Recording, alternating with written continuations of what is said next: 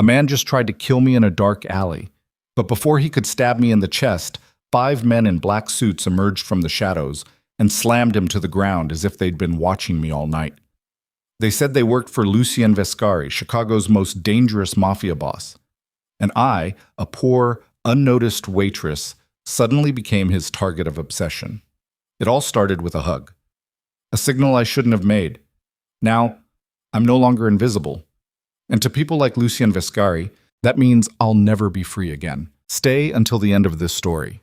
Like and comment with the name of the city you're watching so I know how far this story has progressed.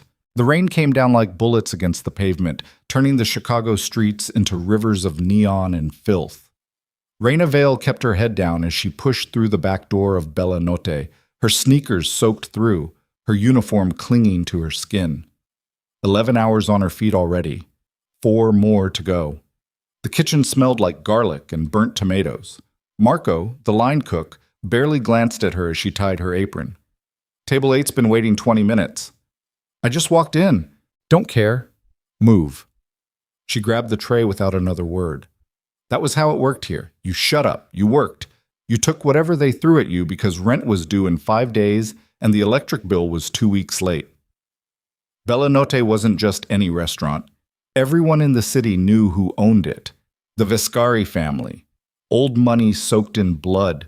The kind of people you didn't look at too long. The kind whose names you whispered if you had to say them at all. Raina had worked here for 8 months and never seen any of them. Not once. The managers ran the floor. The money went somewhere else. That was fine by her. Invisible was safe. She carried the tray through the swinging doors into the dining room. Soft jazz played over hidden speakers. Crystal chandeliers hung from coffered ceilings.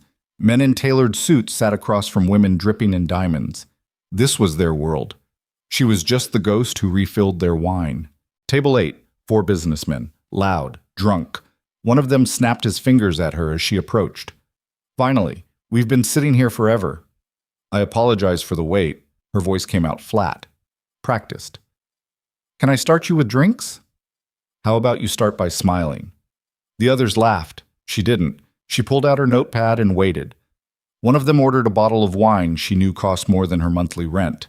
She wrote it down and turned to leave. That's when the floor tilted. Her shoe caught on something, the edge of a chair leg someone had pushed out too far. She lurched forward, the tray slipping from her hands. Everything went into slow motion, the glasses, the menus, her body pitching toward the marble floor, then hands caught her. Strong. Steady. She gasped, her fingers instinctively clutching at expensive fabric. Wool, silk lining. Her face pressed against a chest that smelled like cedar and smoke. The entire restaurant went silent. She pulled back, breathless, and looked up. The man holding her wasn't one of the businessmen. He was younger, 30s maybe. Dark hair swept back from a face that could have been carved from stone, sharp jaw, high cheekbones, eyes so pale they looked like ice under dim light. He didn't smile, didn't speak, just stared at her like he was trying to see through her skin. Her hands were still on his chest. She pulled them back like she'd touched fire. I'm sorry. I'm so sorry. He straightened, adjusting his cuffs. A man in a black suit appeared beside him, eyes scanning the room. Security. She recognized the bulge under his jacket. It's fine, the man said. His voice was quiet. Too quiet. The kind of quiet that made people lean in and hold their breath. She picked up the tray with shaking hands and stepped back. But before she could turn away, she made the mistake. It was instinct. Muscle memory from a life she'd tried to bury. Her left hand brushed her right collarbone. 3 quick taps. Then her fingers traced a small circle over her heart. The signal. The one Elena taught her back when they were roommates. Back when late-night shifts at college bars meant watching each other's backs. Back before Derek. Before everything fell apart. It meant I need help. She didn't even realize she'd done it until his eyes narrowed. He saw it. The man in the expensive suit saw the signal, and something in his expression changed. Not concern, not confusion, recognition. Her stomach dropped. I have to. She didn't finish. Just turned and walked as fast as she could without running. Through the dining room, past the bar, into the kitchen where the noise and heat swallowed her whole. Marco looked up from the grill. The hell's wrong with you? Nothing. She set the tray down. Her hands wouldn't stop shaking. Who was that? The guy in the gray suit? What guy? At the front table, dark hair, security with him. Marco's face went carefully blank. You don't know? Would I be asking? He turned back to the grill. That was Lucien Vescari. The name landed like a punch. Everyone knew that name. Lucien Vescari, the king. The one who actually ran the family business while his aging father played golf and pretended the empire wasn't built on extortion and murder. I almost fell on him, she whispered. Yeah, I saw. Marco flipped a steak. You're lucky he didn't throw you through a window. That family doesn't like being touched.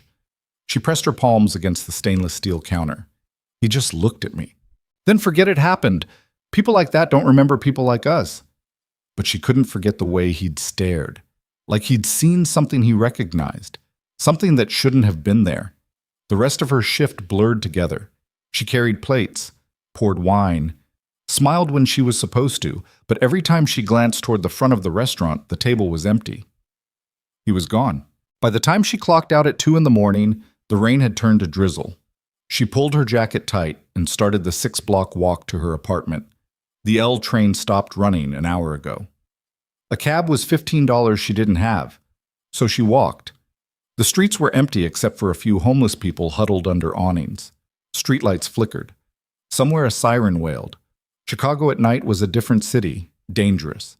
But she'd learned to navigate it. Head down. Walk fast. Don't look at anyone. She was 3 blocks from home when she noticed the car. Black sedan, tinted windows, rolling slowly down the street behind her. Not close enough to be obvious, but not far enough to be coincidence.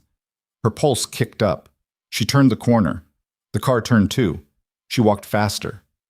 So did the car. 2 more blocks. Her building was in sight. She fumbled for her keys, hands shaking, and finally reached the front door. Old brownstone. Broken intercom. She jammed her key in the lock and pushed inside, slamming the door behind her. Through the grimy glass, she watched the sedan pull to a stop across the street. No one got out. She took the stairs 2 at a time. 3rd floor. Apartment 3C. Her hands were still shaking when she got the door open. She locked it behind her, chained it, then pressed her back against the wood and tried to breathe. Her apartment was barely 200 square feet, a mattress on the floor, a mini fridge, a hot plate. Bathroom with a shower that only worked half the time. But it was hers. The landlord didn't ask questions and the rent was cash. She crossed to the window and carefully pulled back the curtain. The sedan was still there. She let the curtain fall and stepped back. This was insane. Why would anyone follow her? She was nobody. A waitress with a checking account that never broke 3 digits. Unless Derek had found her. The thought made her stomach twist. 3 years. She'd stayed hidden for 3 years. Changed her name. Moved states. Cut off everyone from her old life. He couldn't have found her. He couldn't. She grabbed her phone with shaking hands. No missed calls. No messages. Just the same burner number she'd been using since she left California. She was being paranoid. That was all. But the car didn't move. She peeled off her wet uniform and fell onto the mattress. Her entire body ached. Her feet throbbed. She should eat something, but the thought made her nauseous. Instead, she stared at the water-stained ceiling and tried not to think about pale gray eyes and the way Lucien Vescari had looked at her like he knew something she didn't. She must have fallen asleep because the next thing she knew, weak sunlight was bleeding through the window and someone was knocking on her door. She sat up, heart pounding. 3 sharp knocks. Then silence. She crept to the door and looked through the peephole. The hallway was empty, but on the ground, just outside her door, was a small envelope. Cream-colored, expensive paper, no name on it. She opened the door slowly, grabbed the envelope, and shut it again. Her hands trembled as she tore it open. Inside was $5,000 in cash, crisp hundreds, bound with a paper band, and a business card, heavy cardstock, embossed lettering, just a phone number, nothing else. She dropped it like it burned her. No, this wasn't happening. She shoved the money back in the envelope and threw it on the counter. Then she paced. 4 steps to the window, 4 steps back. Her mind raced. Why would Lucien Vescari send her money? Why would he send her anything? The signal. It came back to her in a flash, the way his expression changed, the recognition in his eyes. He thought the signal meant something it didn't. She grabbed her phone and stared at the business card. Just a number. She could ignore it, throw it away, pretend this never happened. But the car was still outside. She knew because she'd checked the window 4 times. Her shift started at noon. She had 6 hours. She needed to think. Instead, she showered, changed into clean jeans and a sweater, made instant coffee with water she boiled on the hot plate, sat on the edge of her mattress and tried to figure out what the hell she was supposed to do. The money sat on the counter, mocking her. $5,000. That was 4 months of rent, new shoes, a real bed, maybe even a deposit on a better apartment. But money like that didn't come for free. Not from men like him. By the time she left for work, the sedan was gone. Maybe she'd imagined the whole thing. Maybe the money was from someone else. Some kind of mistake. She almost believed it. Until she got to the restaurant and saw the box. It was sitting on the employee bench in the back room. Black lacquer, tied with a silver ribbon. Her name on a small card. Marco walked past and stopped. Someone's got a secret admirer. I don't want it, so don't open it. But she did, because she had to know. Inside was a pair of shoes. Not just any shoes. Designer, Italian leather, the kind that cost what she made in a month. The exact size she wore. There was another card. Same heavy paper. You deserve better than wet sneakers. No signature. She closed the box and shoved it under the bench. Her skin felt too tight. Her pulse hammered in her ears. This was a message, a demonstration. He knew where she lived, where she worked, what size shoes she wore. The lunch shift passed in a haze. She moved on autopilot, smiled, took orders, brought food. But every time the front door opened, her heart stopped. He didn't come, but his men did. 2 of them. Black suits. They sat at the bar and ordered nothing, just watched. One of them made eye contact with her once, didn't smile, just nodded slightly. She dropped a glass. It shattered across the tile. The manager shouted at her. She cleaned it up with shaking hands. By the time her shift ended, she was ready to run. Just leave. Disappear. She'd done it before. She could do it again. But when she pushed through the back door into the alley, a car was waiting. Not the sedan. A town car. Glossy black. A driver in a suit stood beside the rear door. Miss Vale? She froze. I don't... Mr. Vescari would like to speak with you. I have to go. He insists. The driver opened the door. Please. The word was polite, but the 2 men who appeared at the mouth of the alley made it clear this wasn't a request.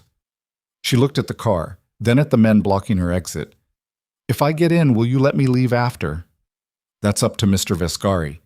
Her hands clenched into fists. Every instinct screamed at her to run. But she'd learned a long time ago that running only worked if you had somewhere to go. She got in the car. The interior smelled like leather and cologne. The driver closed the door and she was sealed inside. Alone. The partition between the front and back was up. Tinted windows blocked the outside world. She tried the door handle. Locked. The car started moving. She pressed her palms against her thighs and tried to breathe. In through the nose, out through the mouth. The therapist she'd seen for 3 sessions before her insurance ran out said it helped with panic. It didn't. The drive took 20 minutes. She counted every second. The city slipped past in blurs of gray and glass. They crossed the river, headed north, away from her neighborhood, into places where buildings had doormen and streets had trees. Finally, the car turned through iron gates and up a long driveway. The mansion rose in front of her like something out of a nightmare. Stone facade. Tall windows, armed men at the entrance. The driver opened her door. This way, please. She stepped out on shaking legs. The air smelled like rain and expensive landscaping. One of the guards nodded to her and opened the front door. Inside was all marble and dark wood. A chandelier hung from a vaulted ceiling. Her footsteps echoed as they led her down a hallway lined with oil paintings of men who probably killed people. They stopped at a set of double doors. The guard knocked once. Come in. That voice, quiet, controlled. The guard opened the door and gestured for her to enter. The room was an office, floor-to-ceiling bookshelves, a massive desk, windows overlooking manicured gardens, and standing beside the window, Hands in his pockets was Lucien Vescari. He turned as she walked in, same pale eyes, same expressionless face. "Thank you," he said to the guard. "Close the door." The door shut behind her with a soft click. They were alone. "You didn't have to send your men to bring me here," she said. Her voice came out steadier than she felt. "You could have just asked." "Would you have come?" "No?" Then this seemed more efficient. He moved away from the window, slowly, like he had all the time in the world. "Please, sit." "I'd rather stand." "Sit." It wasn't a request this time. She sat. He leaned against the edge of his desk, arms crossed, close enough that she had to tilt her head back to look at him. "Do you know why you're here? Because you had me kidnapped?" "I prefer invited." "You locked me in a car." "For your safety." "From what?" "From yourself." He studied her face. "You made a signal last night, in my restaurant. Do you remember?" Her throat went dry. "I tripped. I was embarrassed." "You touched your collarbone 3 times, then traced a circle over your heart." He demonstrated, slowly, deliberately. "That signal means something very specific in my world. I don't know what you're talking about. It's a distress code, used by people under my protection. Employees, associates, family." He tilted his head. "So I need to understand why a waitress I've never seen before used it in the middle of my restaurant." Her mind raced. She couldn't tell him the truth, that it was just something stupid from college, that it meant nothing. "It was an accident," she said. "I didn't mean—" "Who taught you that signal?" "No one." "You're lying." "I'm not." He moved so fast she didn't have time to react. One moment he was leaning against the desk. The next he was crouched in front of her, hands on the armrests of her chair, caging her in. His face was inches from hers. "Let me be very clear," he said softly. "I don't care if you're scared. I don't care if you think lying will protect you. What I care about is understanding why you used a code that only a handful of people in this city should know." He paused. "So I'll ask you one more time. Who taught you that signal?" Her heart was trying to break through her ribs. "A friend," she whispered. "In college." She said it was just something her family used, a joke. I didn't know it meant anything real. He stared at her for a long moment, then slowly straightened. "What was your friend's name?" "Why does it matter?" "Because if she's connected to my organization, then so are you, whether you know it or not." "She's dead." The words came out flat, final. "Car accident, 4 years ago." He walked back to his desk, pulled open a drawer, extracted a file folder, and set it on the surface between them. "Raina Vale," he said, reading. 26 years old, moved to Chicago 3 years ago from San Diego. No family, no social media. Works 2 jobs, pays rent in cash. Changed your name from Raina Holloway." He looked up. "Why?" Her blood went cold. "That's none of your business. Everything that happens in my city is my business." He closed the folder. "You're hiding from something or someone. I need to know what. Why? So you can use it against me? So I can protect you." She laughed. It came out sharp and bitter. "You don't even know me. I know you used a signal that means you're in danger. I know you've been running for 3 years. And I know that last night, after you left my restaurant, someone followed you home." He leaned forward. "Do you really think that was a coincidence?" Her stomach twisted. "How did you—" "Because I had my men follow you too." He said it like it was the most normal thing in the world. "To make sure you got home safely, they saw the other car, ran the plates. It's registered to a private investigator out of California." "No, no, no, no." "Derek," she whispered. "Who?" "My ex-boyfriend." She pressed her hands over her face. "He found me." The room went very quiet. When she looked up, Lucien's expression hadn't changed, but something in his eyes had. Something cold and sharp. "Tell me about Derek." "Why?" "So you can add it to your file?" "So I can decide whether he lives or dies." She stared at him. He wasn't joking. "I don't need your help," she said. "That's not what your signal said. I told you that was an accident." "Maybe." He moved around the desk, sat in his chair, folded his hands. But you're here now, and that money I sent you is sitting in your apartment, so whether you want my help or not, you have it. He paused. The only question is what you're going to do about it. She stood.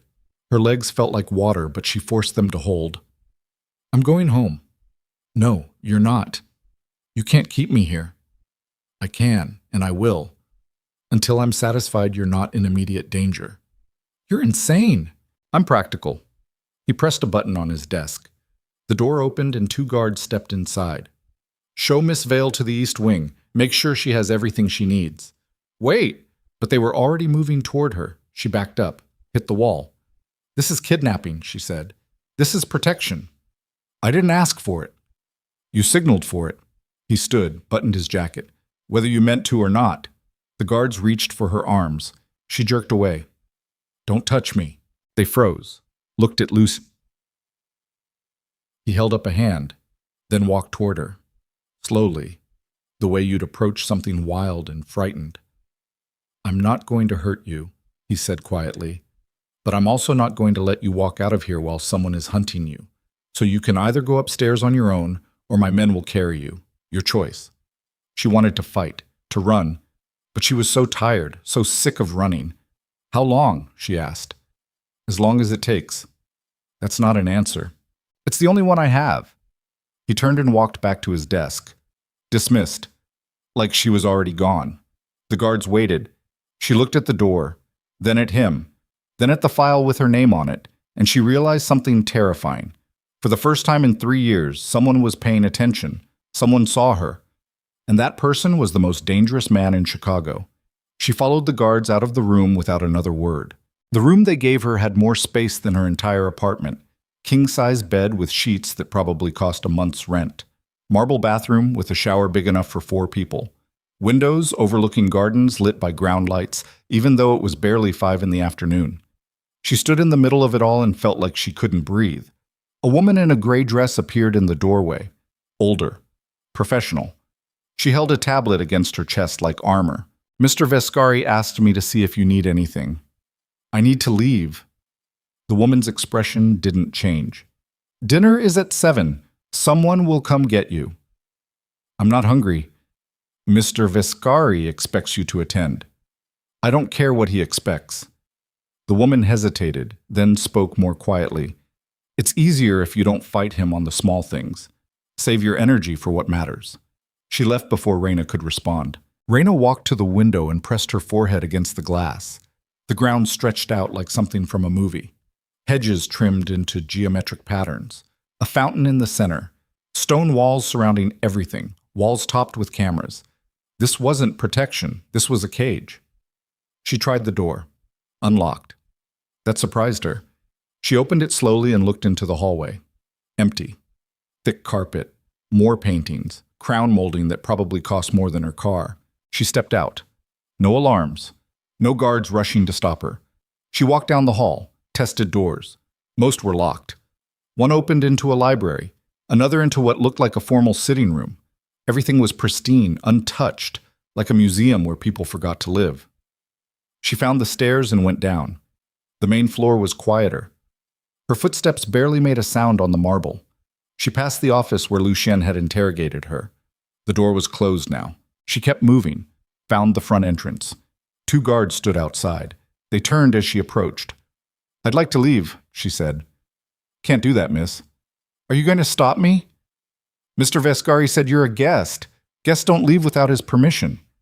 Guests can leave whenever they want. That's what makes them guests. One of the guards reached for his radio. We have a situation. No situation. Lucien's voice came from behind her. She's just testing the boundaries. She turned. He'd changed clothes. Dark slacks. White shirt with the sleeves rolled up. No tie. He looked almost human. Almost. I want to go home, she said. No, you don't. You want to run. There's a difference. He walked past her toward the guards. Give us the room. They left without a word.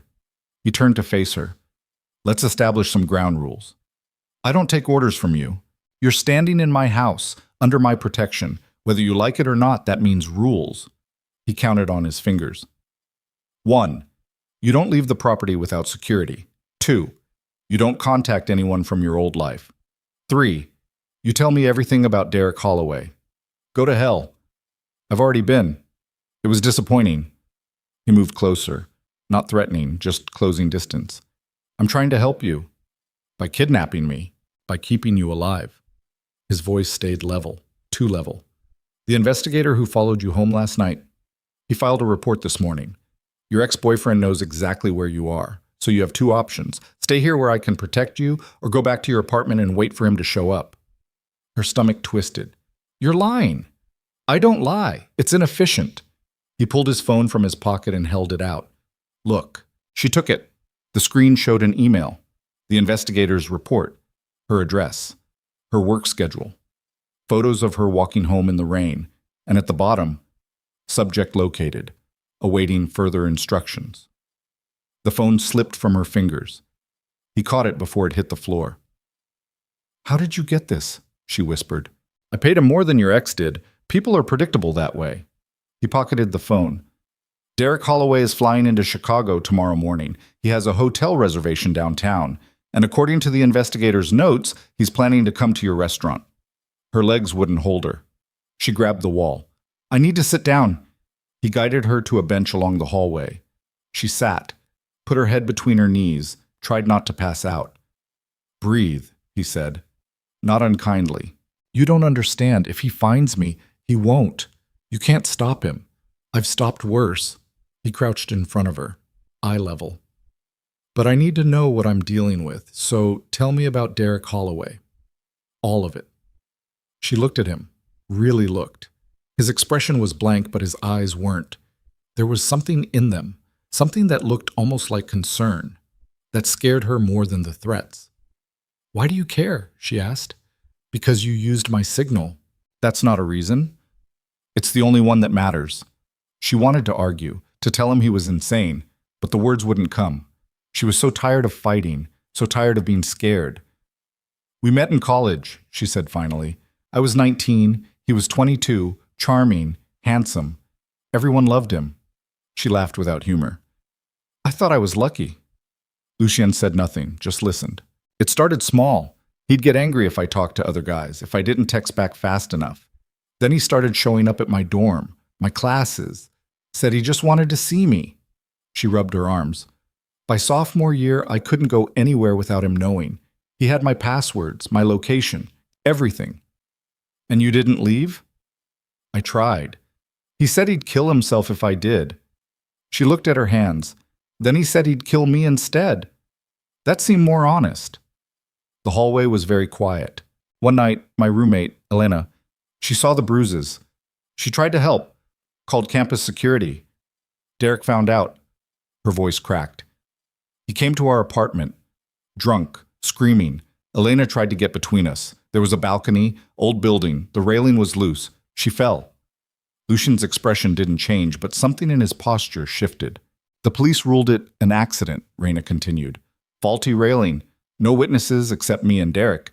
He told them I pushed her, that I was jealous because she was sleeping with him. She wiped her eyes. It wasn't true. None of it was true. But he made me write a confession. Said if I didn't, he'd make sure I went to prison for murder. And you believed him. I was 20 years old and my best friend was dead. Yeah, I believed him. What happened to the confession?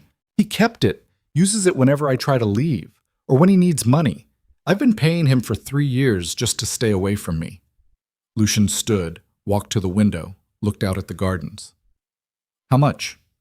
What? How much have you paid him? I don't know. 50,000? Maybe more? He turned. Where did you get that kind of money? Work. Extra shifts. I haven't bought new clothes in 2 years. Haven't seen a doctor. She stopped. Why does it matter? Because I'm going to give it back to you. He said it like he was discussing the weather. After I deal with him. What does that mean? It means Derek Holloway made a mistake coming here. The way he said it made her skin go cold. You can't kill him. I can. I have before. I don't want that. What do you want? She stood. I want my life back. I want to stop looking over my shoulder. Her voice broke. I just want it to be over. He watched her for a long moment, then nodded. Okay, okay, I'll handle it. That's not an answer. It's the only one you're getting. He walked past her toward the stairs. Dinner is in an hour. Wear something comfortable. We have a lot to discuss. I don't have anything else to wear. Check the closet. He was gone before she could respond. She went back upstairs, opened the closet in her room. It was full of clothes, women's clothes, designer labels, all in her size. A note was pinned to one of the hangers. You deserve better than a stained uniform. No signature. But she knew the handwriting. She grabbed the first thing she touched. Black pants, a simple sweater, got dressed with shaking hands, looked at herself in the mirror. She looked like someone else, someone who belonged in a house like this. She hated it. The woman in the gray dress appeared at 7 exactly, led her downstairs to a dining room that could seat 20. Only 2 places were set. At opposite ends of a table long enough to land a plane on. Lucien was already seated. He gestured to the chair at the far end. Please. She sat. A man in a white jacket appeared and placed a plate in front of her, some kind of fish. Vegetables. It smelled incredible. Her stomach growled despite everything. Eat, Lucien said. I'm not hungry. You haven't eaten all day. Eat. She picked up her fork, took a bite. It was the best thing she'd tasted in months. She hated that too. They ate in silence. The only sound was silverware against china. Finally, she couldn't take it anymore. Why are you doing this? Doing what? All of it. The clothes, the food, the protection. She set down her fork. What do you want from me? I told you. No. You told me some story about a signal, but that's not why you're doing this. So what is it? What do you actually want? He wiped his mouth with his napkin, set it beside his plate. When I saw you in my restaurant, I thought you were someone else. Someone connected to my organization. Someone who needed help. He paused. By the time I realized you weren't, it was too late. You'd already used the signal, already caught my attention. So let me go. I can't. Why not? Because I don't let go of things that belong to me. The words hung in the air like smoke. I don't belong to you, she said quietly. Not yet. He stood, walked the length of the table, stopped beside her chair. But you will. Eventually. She looked up at him. You're insane. Probably. He held out his hand. Come with me. There's something I need to show you. No? It's about Derek. She hesitated, then took his hand. His fingers closed around hers. Warm, strong. He pulled her to her feet and led her out of the dining room, down a different hallway, through a door she hadn't noticed before. The room was small, windowless, dominated by a wall of monitors showing security feeds. A man in a suit sat at the console. He stood when Lucien entered. Show her, Lucien said. The man pulled up a feed, black and white, a hotel lobby. Timestamp showed 20 minutes ago. A man walked through the frame, tall, broad shoulders, blonde hair. Even on the grainy footage, Raina recognized him. Derek. Her hand tightened on Lucien's. He didn't let go. He checked in at 6:30, the man at the console said. Room 847. He hasn't left since. What else? Lucien asked. He made 3 calls, one to the investigator, one to someone named Marcus Holloway, and one to Bellanotti. He has a reservation there tomorrow night at 8. Raina's legs went weak. Lucien's hand on hers was the only thing keeping her upright. He's coming to the restaurant, she whispered. Yes. He knows I work there. Yes. So what do we do? Lucien looked at the screen, at Derek's face frozen in black and white. We let him come. What? He wants to see you. We'll give him what he wants. Are you insane? He'll do nothing. Lucien turned to her. Because you won't be alone. You'll be surrounded by my people. In my restaurant. On my territory. His grip tightened slightly. And when he makes a move, I'll end this. You mean kill him? I mean end it. However that needs to happen. She pulled her hand away. No, I won't be bait. You're already bait. At least this way it's a trap we control. I said no, and I'm telling you this is the only way to fix it. His voice stayed level, but there was steel underneath. You can't run from him forever. You can't hide. So we draw him out, Make him think he's won. And then we take everything he has. What if something goes wrong? Nothing will go wrong. You can't promise that. I can. And I am. He moved closer. Close enough that she had to tilt her head back. I have never failed to protect something that belongs to me. And whether you accept it or not, you belong to me now. Stop saying that. Why? Because it scares you, or because part of you wants it to be true? She slapped him. The sound cracked through the small room. Her palms stung. His head barely moved. The man at the console reached for something under the desk. Lucien held up a hand. Leave us. The man left. The door closed. They stood in the flickering light of the monitors. Derek's face still frozen on the screen behind them. Lucien touched his jaw where she'd hit him. Feel better? No. Good. Anger is useful. He dropped his hand. But don't mistake my patience for weakness. I'm giving you choices because I want you to choose me willingly. But make no mistake, you will choose me, one way or another. You can't make me. I can, but I'd rather not. He stepped back. You have until tomorrow night to decide. Help me end this, or I'll do it without you. Either way, Derek Holloway doesn't leave Chicago alive. And if I run, you won't make it past the gate. He left her standing there, alone with the monitors and the frozen image of the man who'd destroyed her life. She sank into the chair the security guard had vacated, put her head in her hands. This was insane. All of it. She should find a way out, call the police, do something. But what would she tell them? That a mafia boss was protecting her from her abusive ex? That she was being held in a mansion full of armed guards? They'd think she was crazy, or worse, they'd investigate. Find out about Elena, about the confession, about everything she'd spent 3 years running from.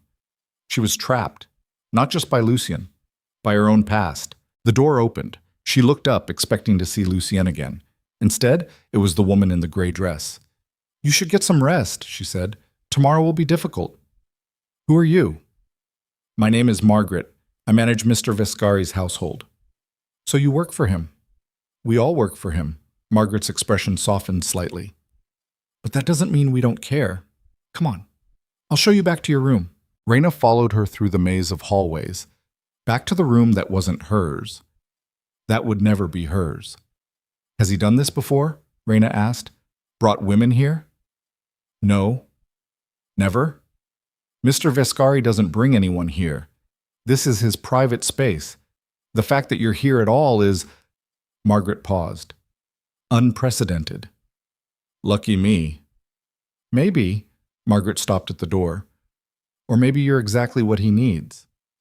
What does that mean? But Margaret was already walking away. Raina went inside. Locked the door even though she knew it wouldn't keep anyone out. Changed into pajamas someone had left on the bed. Soft silk that felt like water against her skin. She lay down and stared at the ceiling, tried to sleep. Instead, she thought about Derek, about the way he used to look at her, like she was something he owned, something he could break. And she thought about Lucien, who looked at her the same way.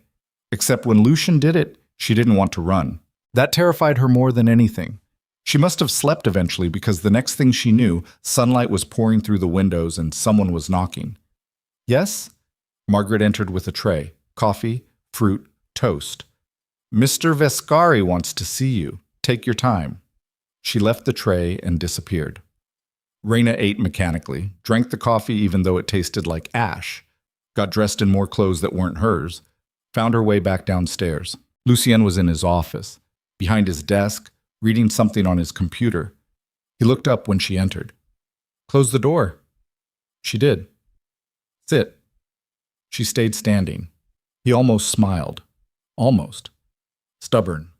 I like that. What do you want? To go over the plan for tonight. I haven't agreed to anything. You're still here. That's agreement enough. He stood and walked to a cabinet, pulled out a bottle and 2 glasses, poured amber liquid into both, held one out to her. It's 10 in the morning, she said. It's whiskey. Time doesn't matter. When she didn't take it, he set it on the desk. Tonight, you'll go to work as usual. Derek has a reservation at 8. You'll be his server. No.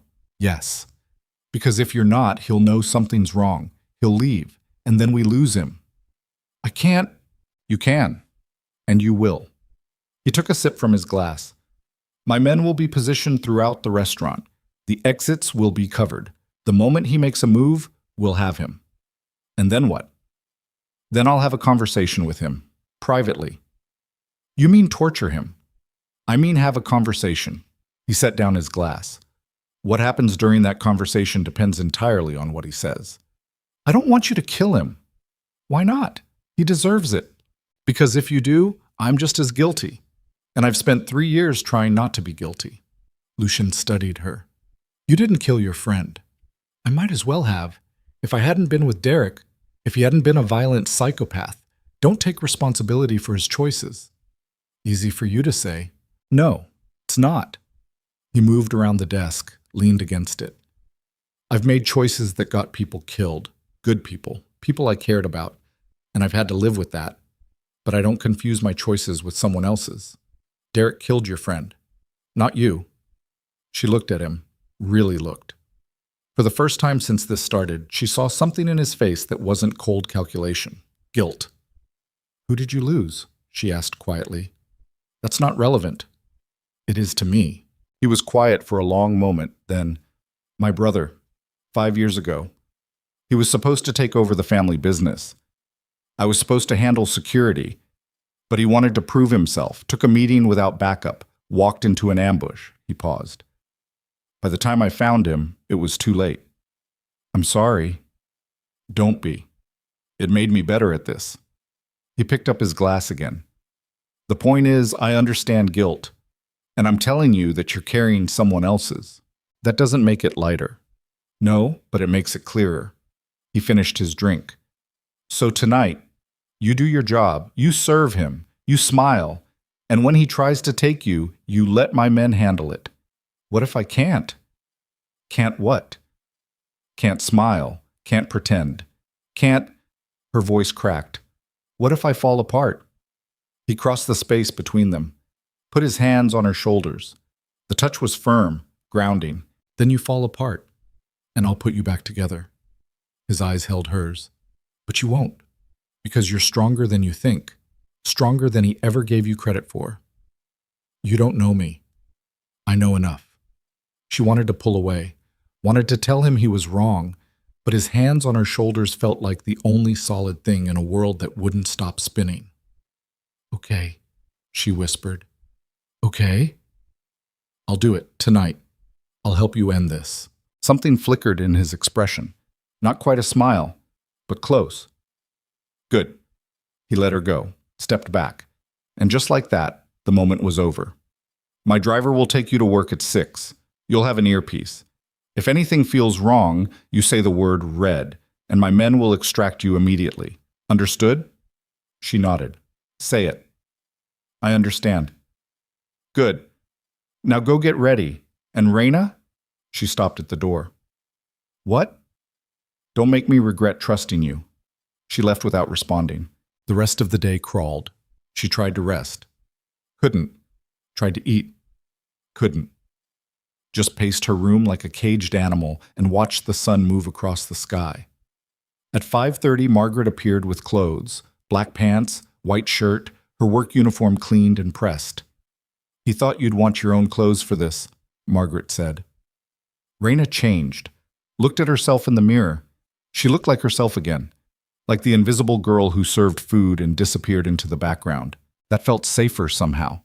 The car was waiting at 6 exactly. Same driver, same silent ride. But this time, when they pulled up to Bellanotte, he handed her something. A small, flesh-colored earpiece.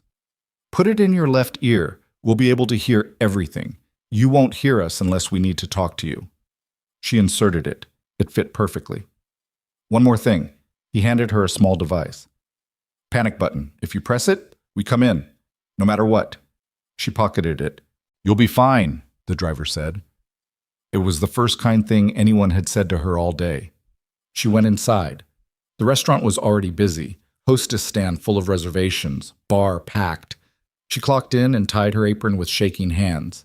Marco looked over from the grill. You look like hell. Thanks.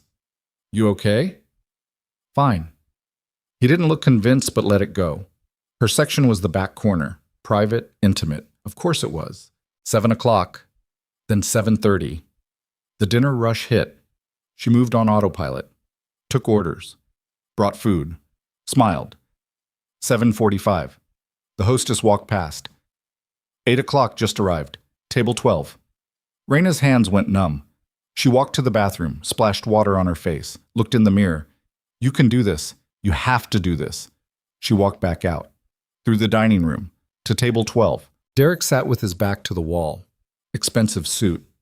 That same smile. Like nothing had changed. Like he hadn't destroyed her life. He looked up.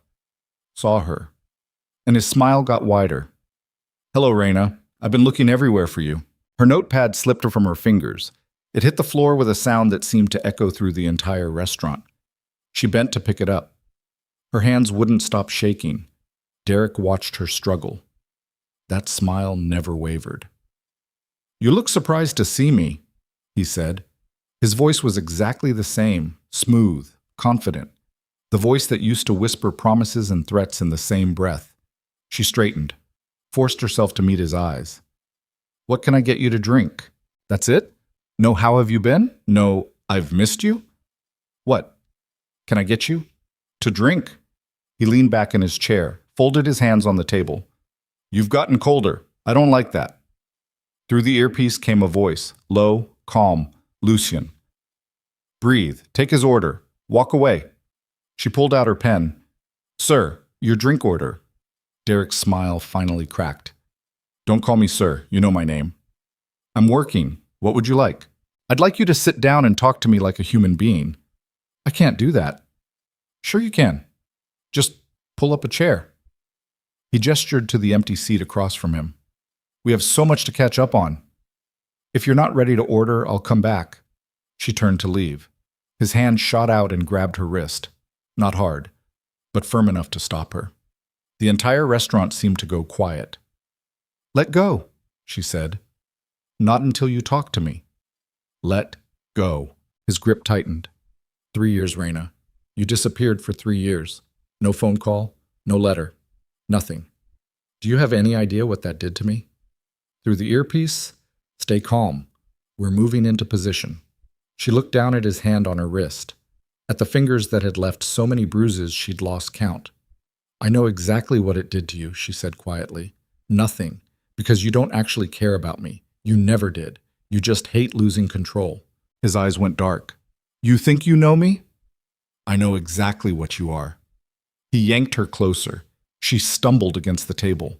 His face was inches from hers now. What I am is the only person who ever loved you, he hissed. What I am is the only person who knows what you really did to Elena. Her blood went cold. That's right. His voice dropped lower. I still have the confession. Still have the evidence. One phone call and your whole fake life here disappears. So sit down and talk to me before I make that call. Movement in her peripheral vision. 2 men in suits approaching. Derek didn't see them.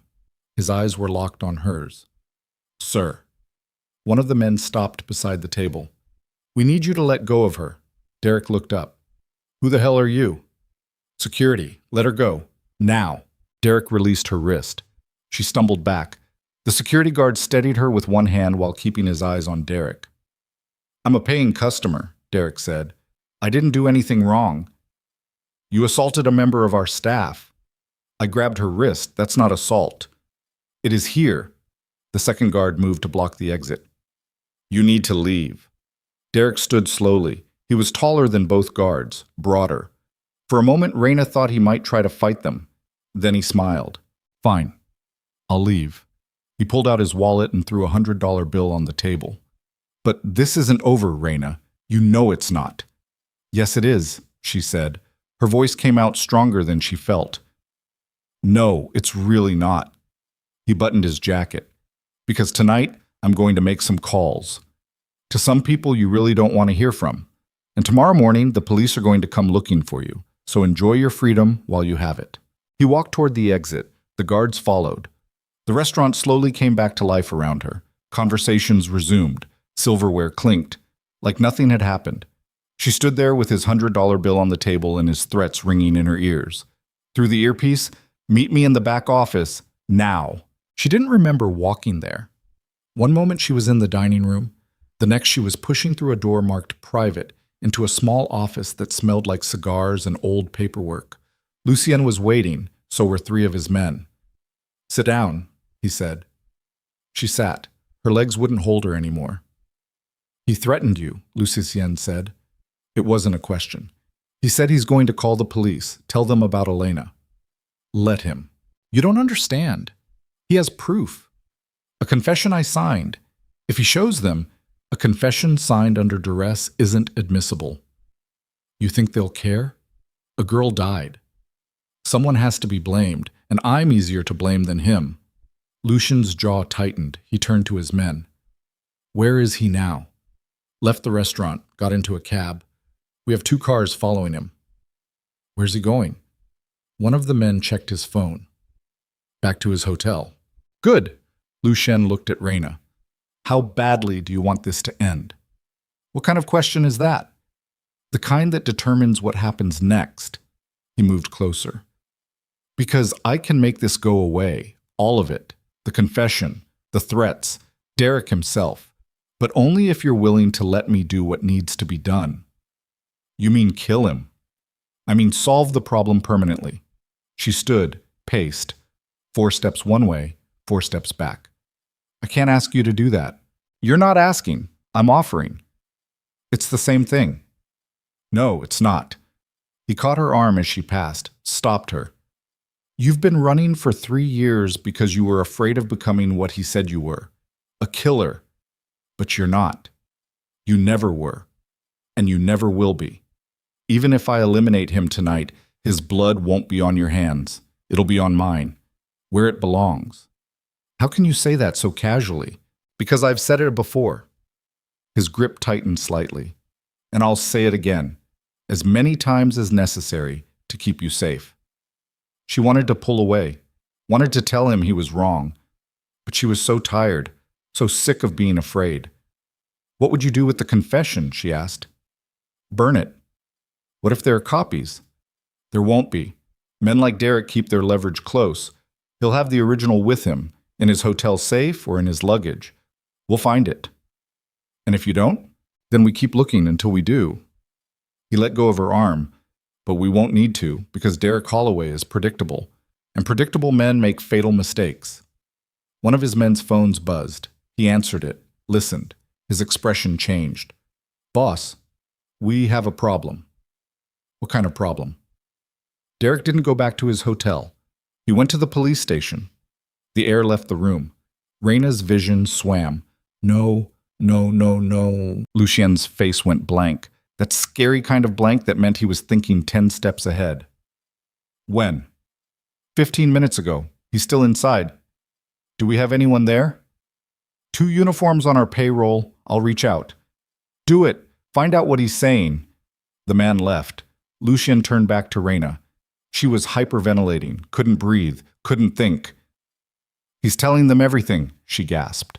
"About Elena, about the confession. They're going to arrest me." "No, they're not." "You can't stop the police." "I can slow them down, confuse them, make Derek look like a jealous ex with a grudge." He grabbed his phone, started typing. "But I need time, and I need you to stay calm." "Stay calm? My life is over." "Your life is fine." He hit send on whatever message he'd typed. "Derek thinks he's won. That's good. Let him think that.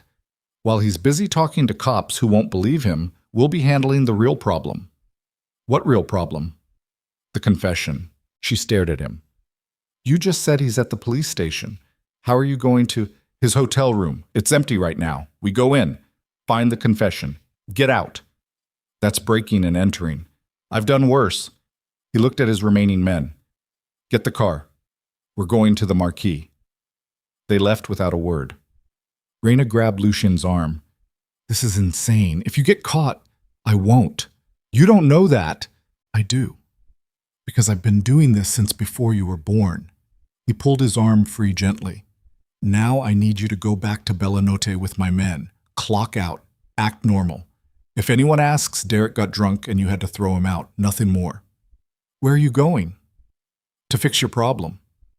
Our problem. Something flickered in his eyes. Almost approval. Our problem. Yes. He started to leave. She caught his hand. Be careful, she said. I'm never careful, but I'm always successful. He squeezed her hand once. Trust me. Then he was gone. The next hour was the longest of her life. She went back to work, finished her shift, smiled at customers, brought food, all while her brain screamed that any second police would burst through the door with handcuffs. They didn't. By 11, the restaurant was closing. She helped clean tables, counted her tips. $300? A good night, except she couldn't remember serving a single table. One of Lucien's men approached. Time to go? She followed him to a car. Different driver this time. They rode in silence, not back to the mansion, somewhere else. Where are we going? Somewhere safe. They pulled up to a high-rise downtown. Expensive building, doorman, security cameras everywhere, the kind of place she could never afford. They took her to the penthouse, modern, sterile, floor-to-ceiling windows overlooking the city. Wait here, the guard said. He left her alone. She walked to the windows. Chicago spread out below her like a circuit board. Lights everywhere, people everywhere, none of them knowing that her entire life was falling apart 20 floors above them. The door opened. She turned. Lucien walked in. He looked different. Hair messed up, shirt untucked. There was blood on his knuckles. Did you find it? She asked. He reached into his jacket, pulled out a folded piece of paper, walked over and handed it to her. She unfolded it with shaking hands. It was her handwriting, from 4 years ago. Every word a lie Derek had forced her to write. I, Raina Holloway, confess that on the night of October 15th, I pushed Elena Martinez from our apartment balcony. She couldn't read anymore. The words blurred. Is this it? She whispered. Is this the only copy? Yes. How do you know? Because I asked him, and he told me. She looked up. You went to the police station? No, he came back to his hotel about 20 minutes after we got there. Lucien walked to the bar, poured himself a drink. We had a conversation. The blood on his knuckles made more sense now. What kind of conversation? The kind where I asked questions and he answered them. He downed the drink in one swallow. He confirmed the confession was the only physical evidence. Everything else was his word against yours, which means nothing. What did you do to him? What needed to be done? That's not an answer. He set down the glass, looked at her. His eyes were colder than she'd ever seen them. I broke his nose, 3 ribs, dislocated his shoulder, and I made it very clear that if he ever came near you again, I would kill him slowly. He paused. Then I put him on a plane back to California.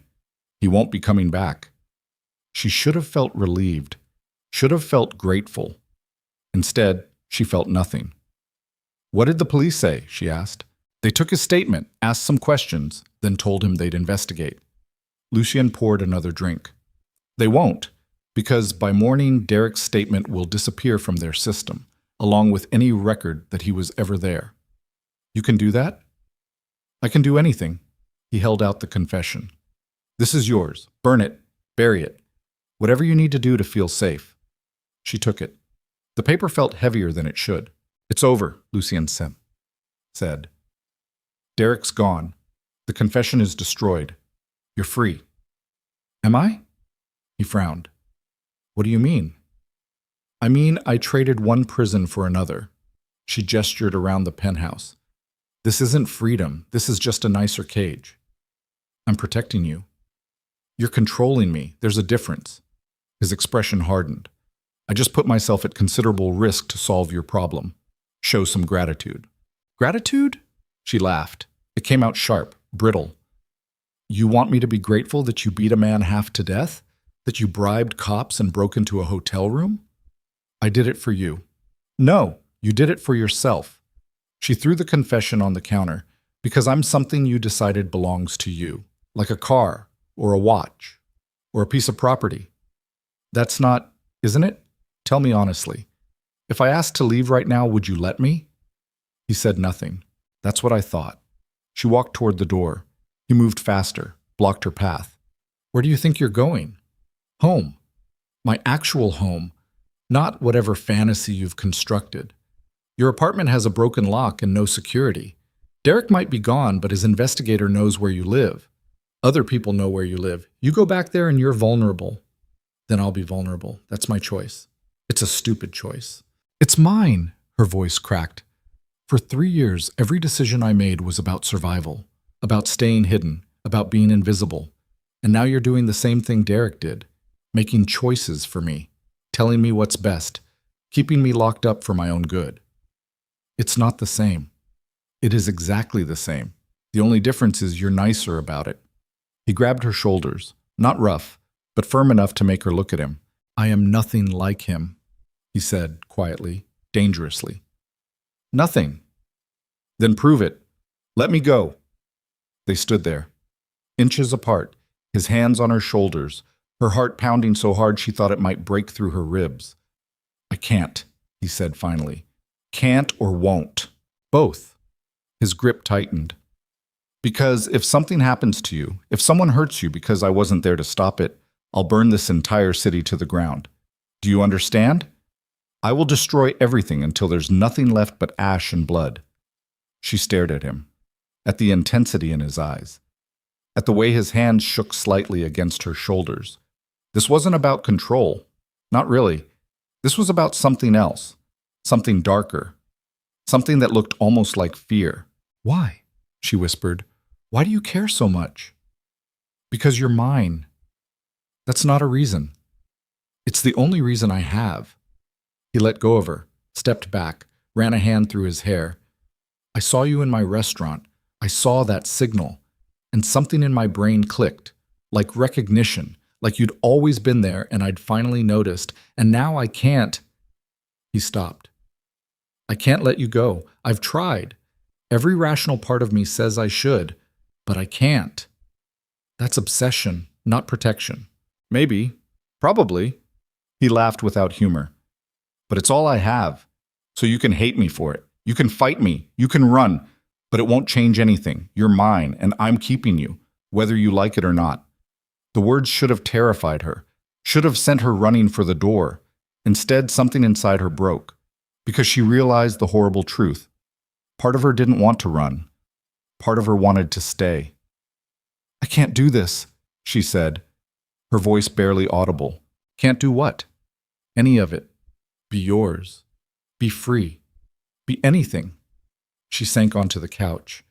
I'm so tired, Lucien. I'm tired of being scared, tired of running, tired of pretending I'm okay when I'm not. And now you're asking me to choose between one kind of prison and another, and I don't... Her voice broke. I don't know how to do that. He sat beside her, not touching, just close enough that she could feel the warmth of him. You don't have to choose tonight, he said quietly. When do I have to choose? Never, if that's what you want. She looked at him. What does that mean? It means maybe I've been going about this wrong. Maybe I've been treating you like something fragile that needs to be locked up, when what you actually need is... He paused. What do you need, Reina? No one had asked her that in years. I need to breathe, she said. I need to make my own choices, even stupid ones. I need to know that if I walk out that door right now, you won't stop me. And if I promise that, will you stay? She didn't answer, couldn't. His phone buzzed. He pulled it out, looked at the screen. His expression changed.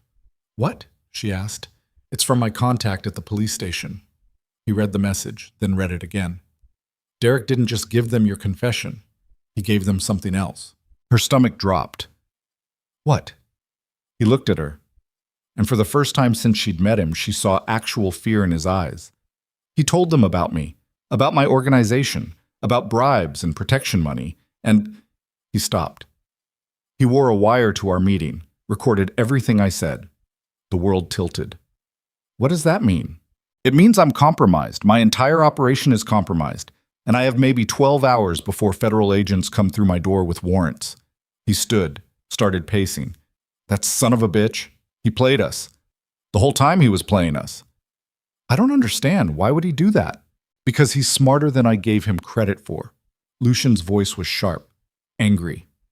He knew I'd come after him, knew I'd threaten him, so he made sure there was evidence, insurance. And now he has leverage over both of us. Raina's phone buzzed. She pulled it out with shaking hands. Unknown number. She answered. Hello? Hey, Raina. Derek's voice, cheerful, triumphant. Miss me yet? Her hand tightened on the phone. What do you want? Right to the point. I like it. She heard him moving, a door closing. Here's the situation. I have a recording of your boyfriend threatening to kill me. I have his confession about bribing cops. And I have your confession about murdering Elena. All of it goes to the FBI in a pause.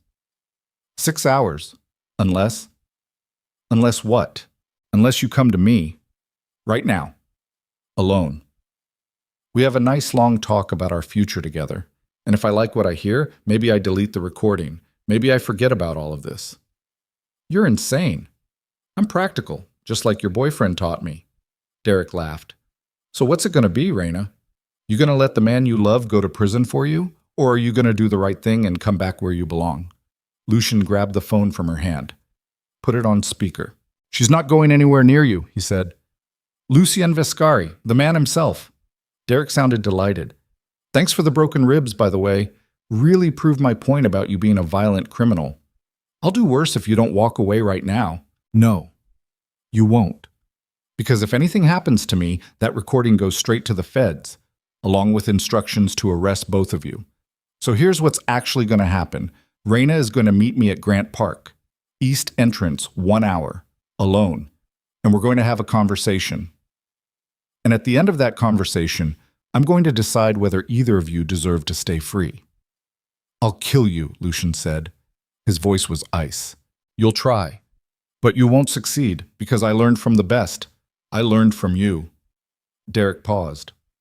1 hour, Raina. Don't be late. And don't bring your psychopath boyfriend, or I push send and both your lives end. The line went dead. Lucien threw the phone against the wall. It shattered. He's bluffing, he said. He has to be bluffing. What if he's not? Then we find another way. There is no other way. She stood. He has everything. The confession, the recording. He wins. He finally wins. No, I don't accept that. You don't have a choice. There's always a choice. He grabbed his jacket. I'm calling my lawyers, my technicians, everyone. We'll find the recording, erase it, make it disappear before what? Before the FBI shows up? You said yourself you have 12 hours. That's not enough time. Then I'll make time. She caught his arm. Lucien, stop. No. Listen to me, please. She pulled him around to face her. You can't fix this, not this time. He outplayed us, both of us, and now... Her voice broke. Now I have to go meet him. Absolutely not. It's the only way. It's suicide. He'll kill you. Maybe.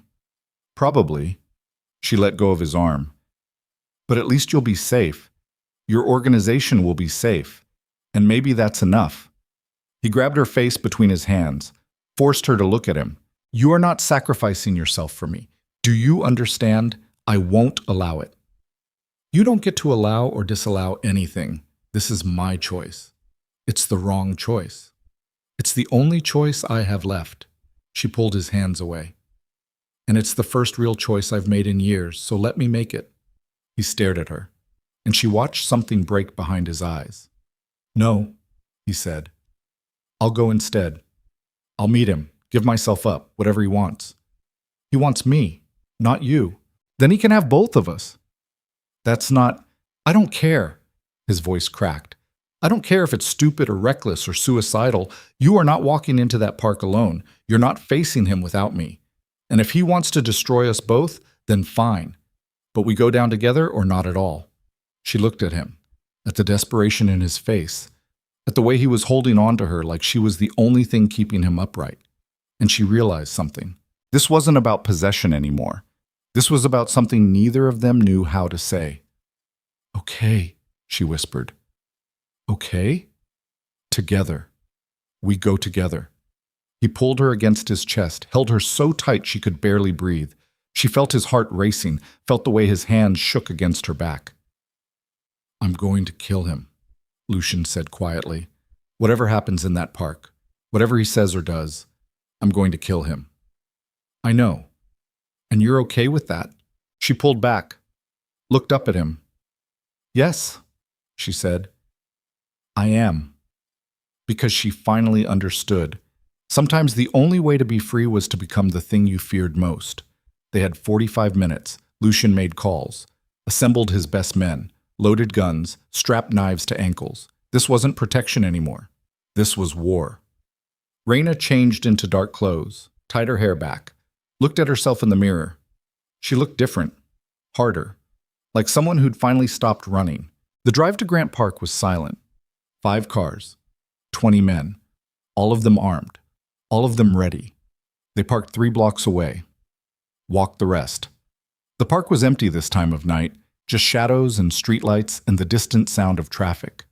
The east entrance loomed ahead, and standing in the middle of it, illuminated by a single lamppost, was Derek. He wasn't alone.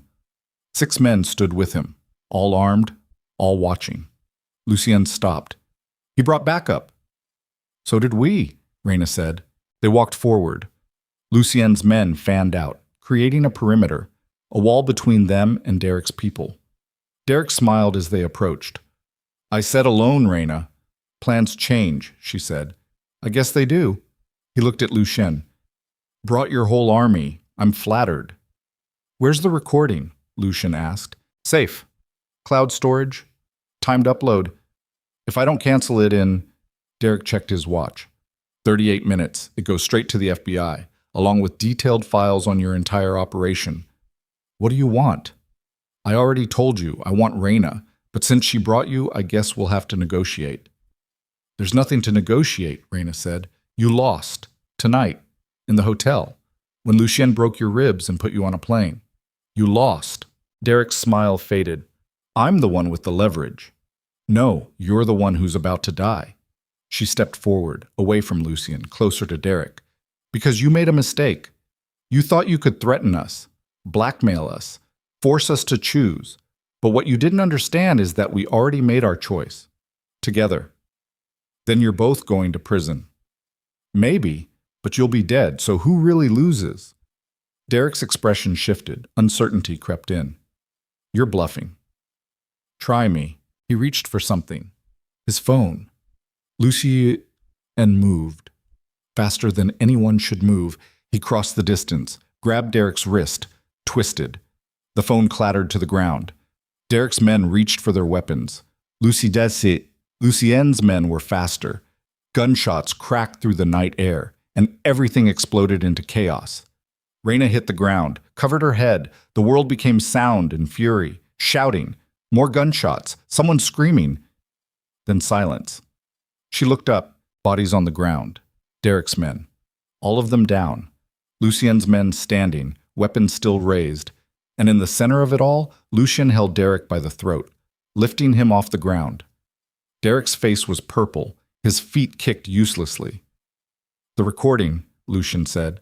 His voice was dead calm. Where is it? Derek couldn't speak, could barely breathe. Lucien lowered him slightly. Last chance. Cloud, Derek gasped. Cloud storage, account name. He choked. Account name Waters. Edge 47. Password. I don't need the password. I have people for that. Lucien looked at one of his men. Get it? Delete everything. Now. The man pulled out a laptop, started typing. Raina stood, walked over, looked down at Derek's terrified face. You were right, she said quietly. About one thing, I am different now. Colder. Harder. And I have you to thank for that. Because you taught me that sometimes survival means becoming a monster. Please, Derek wheezed. Please don't... Got it, the man with the laptop said. Deleting now. Files, backups, everything. It'll take 90 seconds. Lucien looked at Raina. Your choice. She knew what he was asking. Live or die. Mercy or justice. She thought about Elena. About 3 years of running. About every bruise, every threat. Every night she'd spent too terrified to sleep. Kill him, she said. Derek's eyes went wide. No, please. I'm sorry. I'm so sorry. I'll disappear. I'll never... Lucien's hand tightened. Derek's struggling slowed, then stopped. His body went limp. Lucien held him for another 30 seconds, then let go. Derek crumpled to the ground, not breathing, not moving, dead. Raina looked at the body. At the man who'd destroyed her life, who'd killed her best friend, who'd haunted her for years, and she felt nothing. "It's done," the man with the laptop said. "Everything's deleted, no trace." Lucien wiped his hands on his pants. "Clean this up. Make it look like a gang shootout. No connection to us." His men moved immediately. Efficient, professional, they'd done this before. Lucien turned to Reina. "Are you okay?" She looked at him, at the blood on his hands, at the bodies being dragged into shadows. "I don't know," she said honestly. He reached for her. She let him pull her close. "It's over now," he said against her hair. "Really over. No more threats, no more running, no more fear." "What about the police, the FBI? Without the recording, they have nothing. Derek's statement will be dismissed as hearsay from a jealous ex, and by morning, he'll be just another unsolved homicide in a city full of them." She pulled back. "You make it sound so easy." "That's because it is, when you know what you're doing. And if I can't live with this, with what we just did, then I'll help you, however long it takes." She looked at Derek's body one more time, then turned away. "Take me home," she said. "To the mansion?" "No, to my apartment, my real home." He hesitated. "It's not safe." "Nowhere is safe. But at least it's mine." He studied her face, then nodded. "Okay." They walked back to the cars, left Grant Park behind, left the bodies and the blood and the violence. But Reina knew the truth. She could leave the park, but she'd never really leave what happened there, because tonight she'd finally become the thing she'd spent years trying not to be. A killer, just like him. The apartment looked smaller than she remembered, dirtier. The walls seemed to close in as she stepped through the door. Lucien followed. His men stayed in the hallway. Silent sentries guarding a place that didn't need guarding anymore. She dropped her keys on the counter. They clattered too loud in the silence. "You should pack," Lucien said. "Whatever you need, then we'll go back to Colt." "I'm not going back." "Reina, I said I'm not going back." She turned to face him. "You promised. If I wanted to come here, you'd let me." "I know what I promised, but that was before—" He stopped, ran a hand through his hair. "Before we killed someone." The word hung between them like smoke. "Say it again," she said. "What?" "Say it. The truth. We didn't kill someone, you did. I just watched." His jaw tightened. "You gave the order. And you carried it out. So which one of us is the murderer? Both of us." He moved closer. "That's what you're not understanding. The moment you said those words, you became complicit. You became part of this, part of me. And you can't undo that by sleeping in a shitty apartment and pretending tonight didn't happen." She slapped him again. Harder this time. Her palm stung.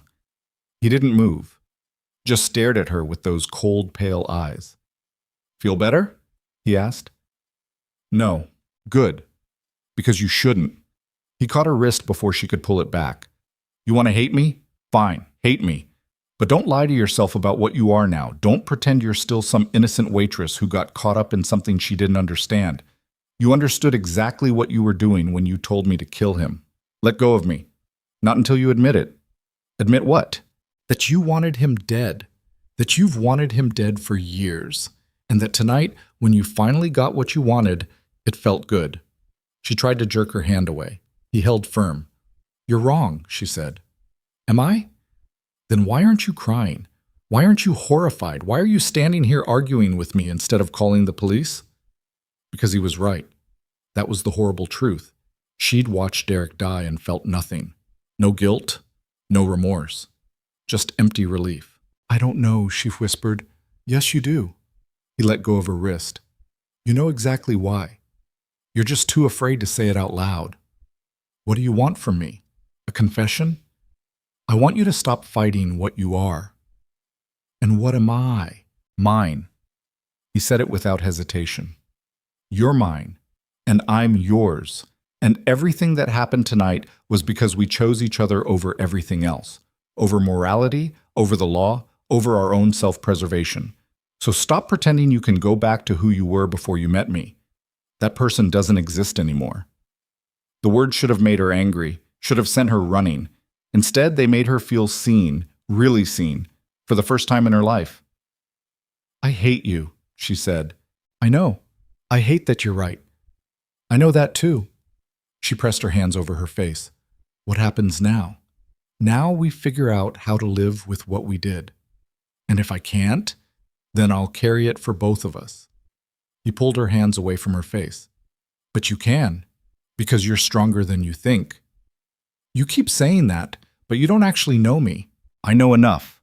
His thumb traced her wrist, right where Derek had grabbed her. "I know you've survived things that would have destroyed most people. I know you're smart enough to stay hidden for 3 years. And I know that when pushed to the edge, you choose survival over mercy. That's not weakness, that's strength. It's violence. Sometimes they're the same thing." Her phone buzzed. She pulled it from her pocket with shaking hands. Unknown number again. "Don't answer it," Lucien said. She answered anyway. "Hello?" Silence, then breathing. Heavy, labored. "Who is this?" she demanded. "You killed him." A man's voice, unfamiliar, rough. "You killed my brother." Her blood went cold. "Who?" "Derek. You and that psychopath boyfriend of yours. You killed him." Lucien grabbed the phone, put it on speaker. "Who is this?" "Marcus Holloway, Derek's brother. And I know what you did. I know everything." Raina's stomach dropped. Marcus. Derek had called someone named Marcus from the hotel. She remembered Lucien's security guy saying it. "You don't know anything," Lucien said. "I know Derek went to meet you at Grant Park. I know he had insurance, recordings, evidence, and I know he's not answering his phone." Marcus's voice shook with rage. "So either you killed him or he's in trouble. Either way, I'm coming for both of you. Good luck finding us. I already found you. I'm looking at Raina's apartment building right now. Nice place. Lots of ways in. Not much security." Lucien's expression went blank. The scary kind of blank. He crossed to the window and looked down. Black SUV across the street, tinted windows, engine running. "How many men do you have?" Lucien asked. "Enough." "Not enough." Lucien pulled his gun from his waistband, checked the clip. "You have 30 seconds to leave before I send my men down to tear you apart. I'm not leaving without answers." "Then you're not leaving alive." "Neither are you." Marcus laughed. It sounded unhinged. "You think I came here alone? I've got 12 guys, all armed, all ready to burn that building to the ground if you don't send Raina down in the next 5 minutes. You're bluffing. Try me." The line went dead. Lucien immediately hit a number on his own phone. "We have hostiles outside Raina's building. Count as 12.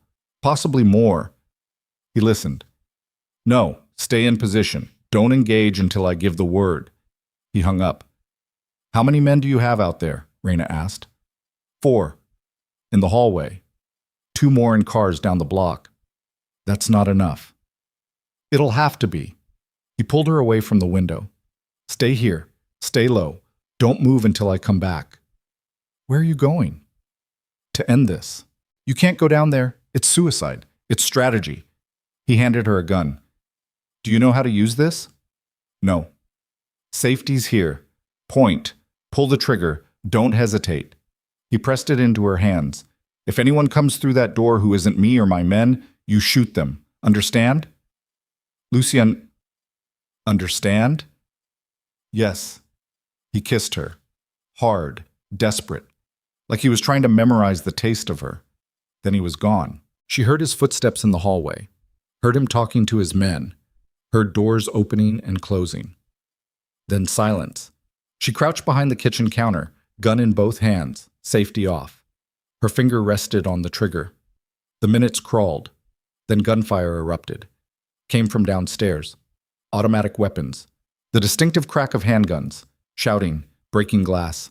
She pressed her back against the cabinets and tried not to hyperventilate. More gunfire, closer now, in the stairwell. Someone screamed, the sound cut off abruptly. She tightened her grip on the gun. Her hands were slick with sweat, footsteps in the hallway. Running. Then a body hit her door. The wood cracked but held. "Police! Open up!" Not police. She knew that voice. One of Lucien's men. She ran to the door, unlocked it. The guard stumbled inside. Blood soaked his shirt. He pressed a hand to his side.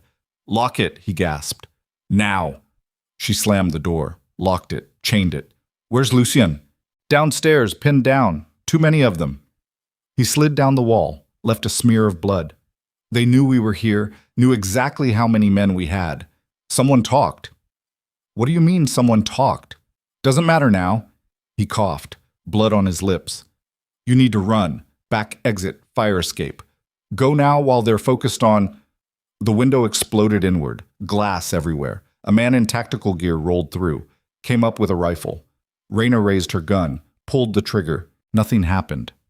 Safety. She'd forgotten to take off the safety. The man smiled, raised his rifle. The guard on the floor shot him 3 times, center mass. The man dropped. Go, the guard shouted. Now! She ran for the back door, threw it open. The fire escape was old metal, rusted. It groaned under her weight. She climbed down. Her hand scraped on rough metal. Her feet slipped. Halfway down, someone grabbed her ankle. She looked up. Another man.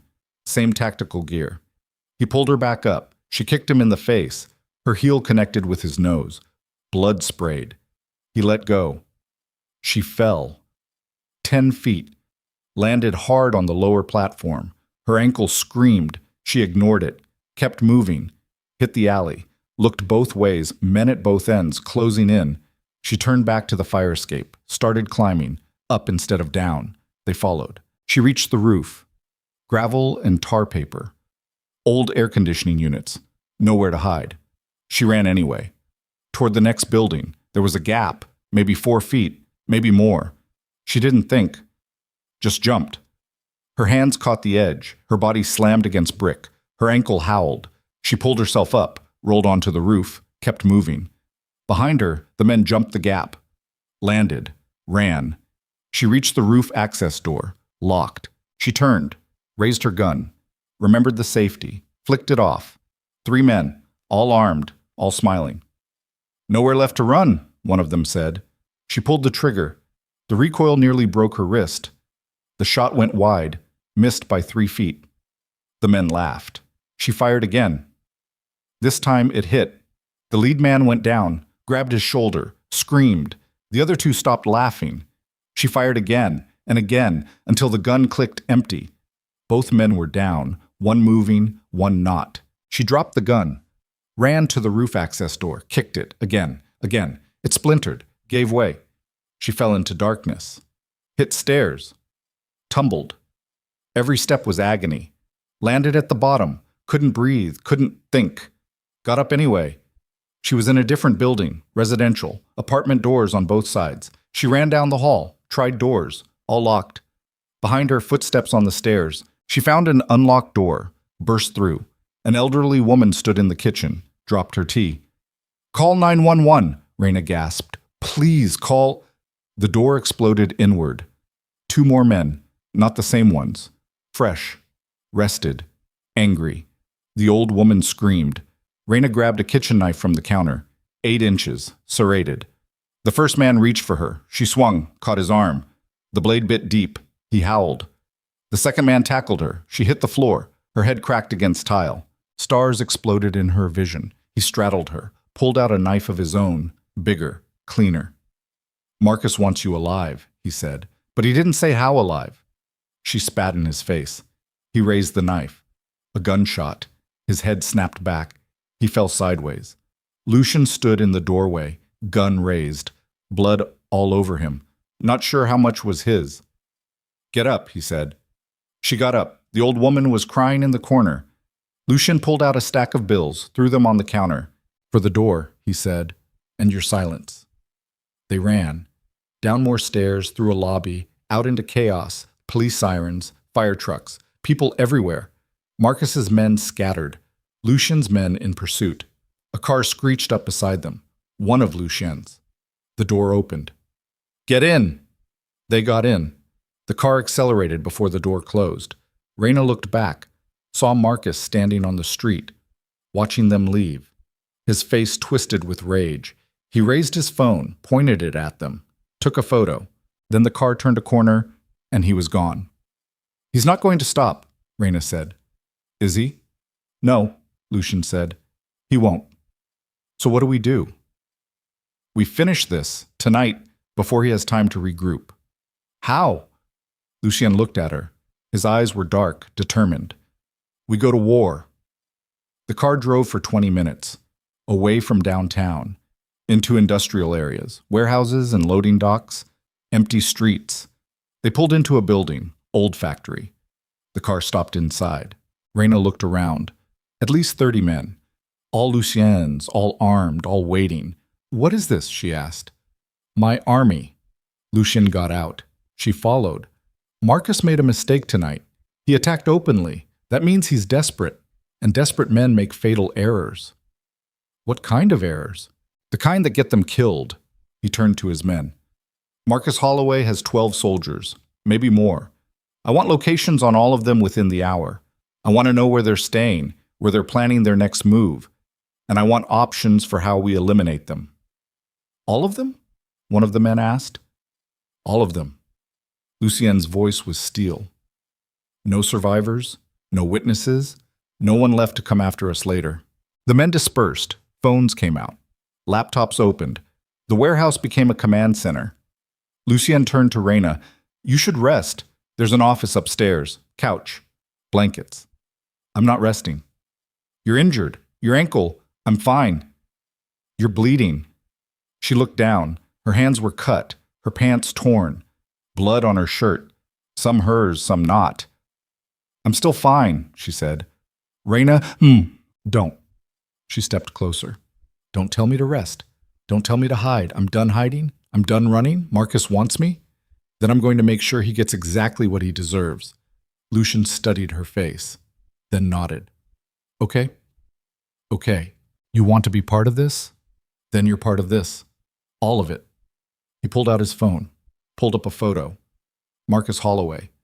Blonde like Derek, but harder. Scarred. This is our target. Former Army. Dishonorable discharge, weapons trafficking. He's smart, well-trained, and he blames us for his brother's death. Where is he now? We're working on it. He looked at one of his men. Anything? Got a hit on one of his soldiers' phones. Location service is still on. Motel on Cicero Avenue. Cheap. Cash only. How many rooms? 4. Registered to different names, all paid for 2 weeks. Lucien smiled. It wasn't a pleasant smile. He's planning to stay. Planning to hunt us. That's perfect. Perfect how? Reina asked. Because it means he'll be there. Tonight. With most of his men. He turned to his crew. 15 of you. Armed. Armored. We hit the motel at 3 a.m. Clear every room. Eliminate everyone inside. What about civilians? What? Someone asked. Pay the manager to evacuate. Fire alarm, gas leak, whatever. I want that motel empty except for Marcus and his people. And if he's not there? Then we burn it down anyway. Send a message. Lucien looked at Reina. Last chance to walk away. I'm not walking away. Then gear up. We leave in 2 hours. The next 2 hours were the longest of her life. She watched Lucien's men prepare, checking weapons, loading magazines, strapping on body armor. Someone brought her a vest, too big, but it fit well enough. Someone else brought her a gun, showed her how to reload, how to clear a jam, how to aim properly. She absorbed it all, numb, focused. Lucien appeared beside her. He'd changed clothes, black tactical gear, vest, rifle slung across his chest. You don't have to do this, he said quietly. Yes, I do. Why? Because if I don't, I'll spend the rest of my life waiting for Marcus to find me, waiting for the next Derek, the next threat, the next person who wants to destroy me. She looked at him. I'm done waiting. I'm done being afraid. So tonight, I'm ending it. All of it. He reached out, tucked a strand of hair behind her ear. You're going to see things tonight that you can't unsee. I already have. This will be worse. I don't care. He studied her face, then nodded.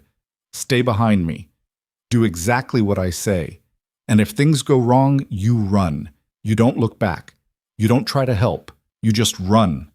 Understood? Understood. I mean it, Reina. If I tell you to run, you run. Okay. Say it. If you tell me to run, I'll run. He didn't look convinced, but there was no more time. "Load up," he called. "We move in 5." The men piled into vehicles. Raina climbed into an SUV with Lucien and 4 others. The interior smelled like gun oil and leather. They drove in silence. Through empty streets, past closed businesses, toward the south side. The motel appeared like something out of a nightmare. 2 stories. Peeling paint. Flickering neon sign. Half the parking lot lights were out. They parked 3 blocks away. Got out. Moved on foot. Lucien's phone buzzed. He checked it. "Manager's been paid. Fire alarm goes off in 60 seconds. Guests will evacuate. Marcus's rooms are on the 2nd floor, northwest corner. We go up the external stairs. Clear each room. Questions?" "Rules of engagement?" someone asked. "Anyone who shoots at you dies. Anyone who surrenders gets zip-tied, but I'm not expecting surrenders." They reached the motel. Split into groups. Lucien grabbed Raina's arm. "You're with me. Center group. We take the middle 2 rooms." The fire alarm blared. Doors opened. People stumbled out in pajamas. The manager ushered them away from the building, toward the office. Lucien's men moved. Up the stairs. Silent. Efficient.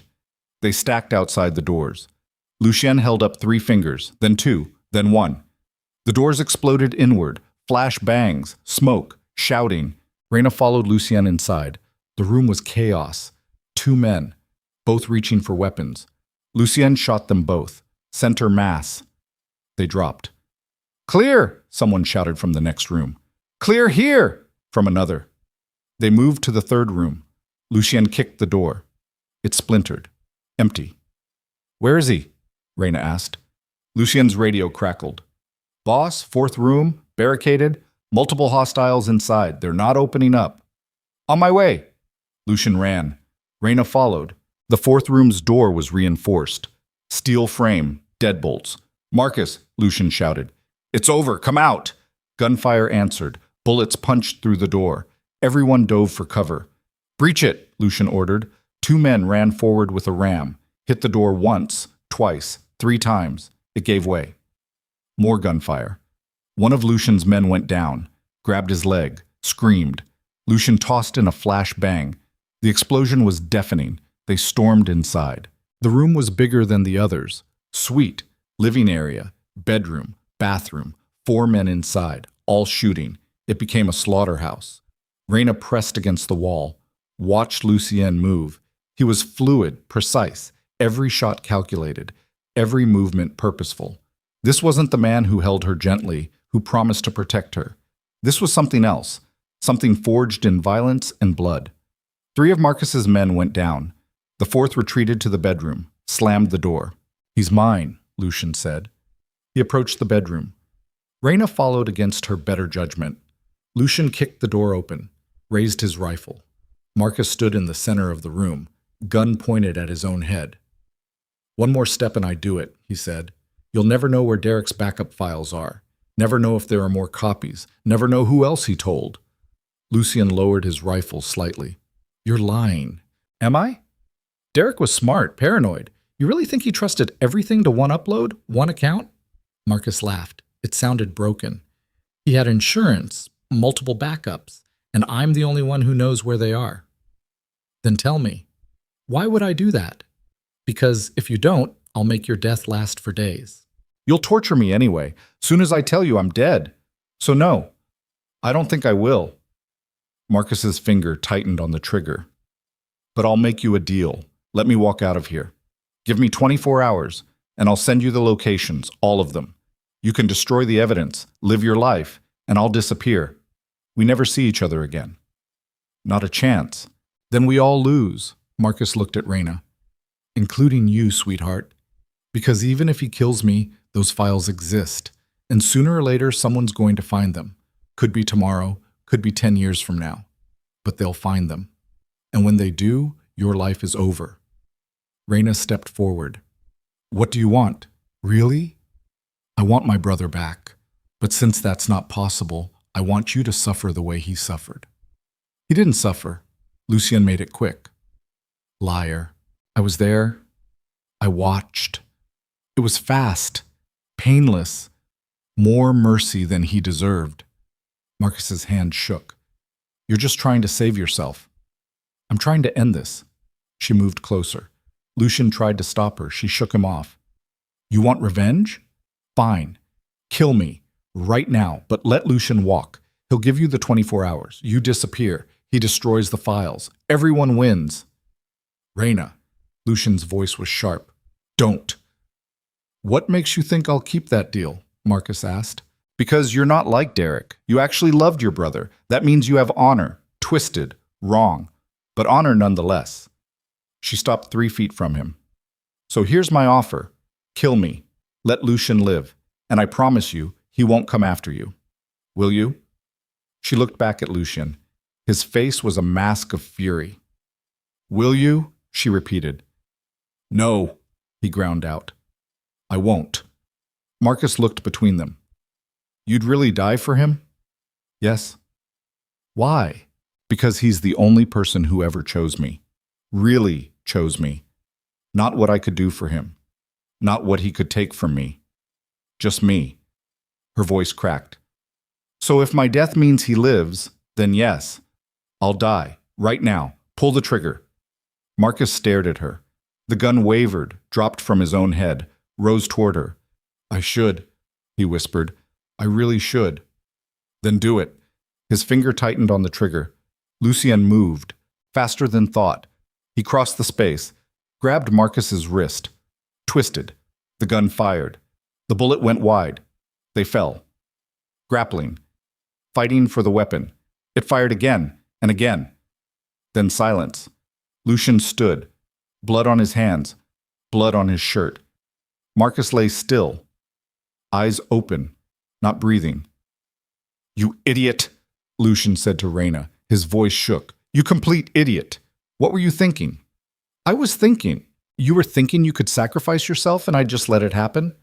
He grabbed her shoulders, shook her. You're mine, mine, and I don't let go of what's mine, not for revenge, not for honor, not for anything.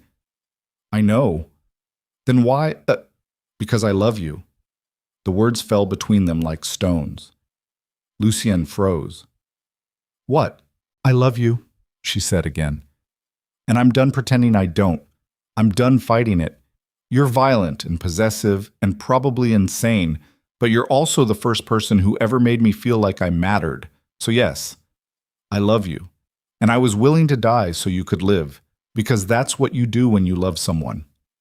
He stared at her, then pulled her against him, held her so tight she couldn't breathe. Never again, he said against her hair. You never offer yourself up like that again. You hear me? Never. Okay, say it. I'll never do it again. He pulled back, looked at her face. You're lying. Probably. Reina, Boss? One of his men appeared in the doorway. We got a problem. Cops are coming. Someone called it in. We've got maybe 3 minutes. Lucien swore. Everyone out. Now. Leave nothing behind. They ran down the stairs, through the parking lot, into the vehicles. Sirens wailed in the distance, getting closer. They made it 2 blocks before the first squad car passed them. Lights blazing, racing toward the motel. In the SUV, Lucien grabbed his phone. I need to know about those backup files. Now. Every contact Derek had. Every account. Every piece of leverage he could have left behind. On it, someone said through the phone. But boss, even if we find them all, this is getting messy. Too many bodies. Too much attention. Maybe it's time to consider... No. We don't run. We finish this. Lucien looked at Reina. Whatever it takes. We finish it. She nodded. Whatever it takes. But as they drove through the night, leaving carnage in their wake, Reina couldn't shake the feeling that finishing it meant something neither of them were ready for, because they'd crossed too many lines tonight, killed too many people, burned too many bridges, and sooner or later there would be a reckoning. The only question was whether they'd survive it. The safe house was 40 miles outside Chicago. Old farmhouse. No neighbors for 3 miles in any direction. Lucien's men had swept it twice. Clean, secure as anywhere could be when the entire city was looking for them. Reina sat on the porch as dawn broke, pink and orange bleeding across the horizon. Beautiful. Wrong. The world shouldn't look this peaceful after what they'd done. Inside, Lucien was on his 5th phone call. His voice drifted through the screen door, sharp, controlled, giving orders, making arrangements, cleaning up the mess they'd made. She touched her ribs where the vest had stopped a bullet. The bruise was spreading, purple and black. It hurt to breathe. Small price. The door opened. Lucien stepped out. He'd changed clothes again, jeans, white t-shirt. He looked almost normal, except for his eyes. They were dark, haunted. "We found them," he said. "The backup files. All of them." Derek had 3 separate cloud accounts, different providers, different security protocols.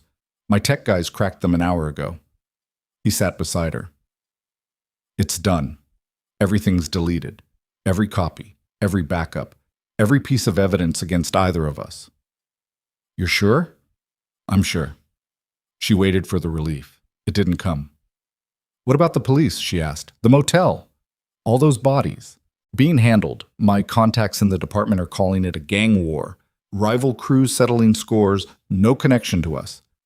By tomorrow it'll be forgotten." He paused. "Or buried deep enough that it might as well be." "And Marcus's people? The ones who weren't at the motel?" "Dead or disappeared. We spent the last 3 hours tracking down the rest of his crew. They're gone. All of them."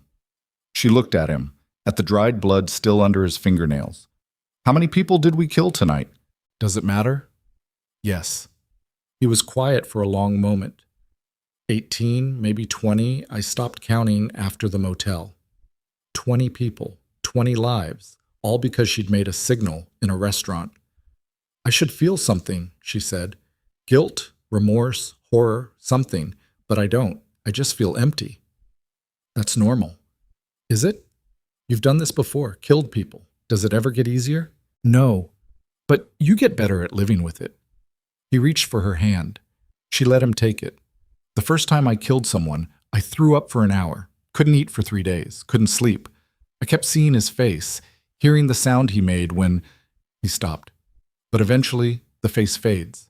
The sound gets quieter, and you find a way to keep moving." "What if I don't want to keep moving? What if I want to go back to who I was before all this?" "You can't. That person doesn't exist anymore.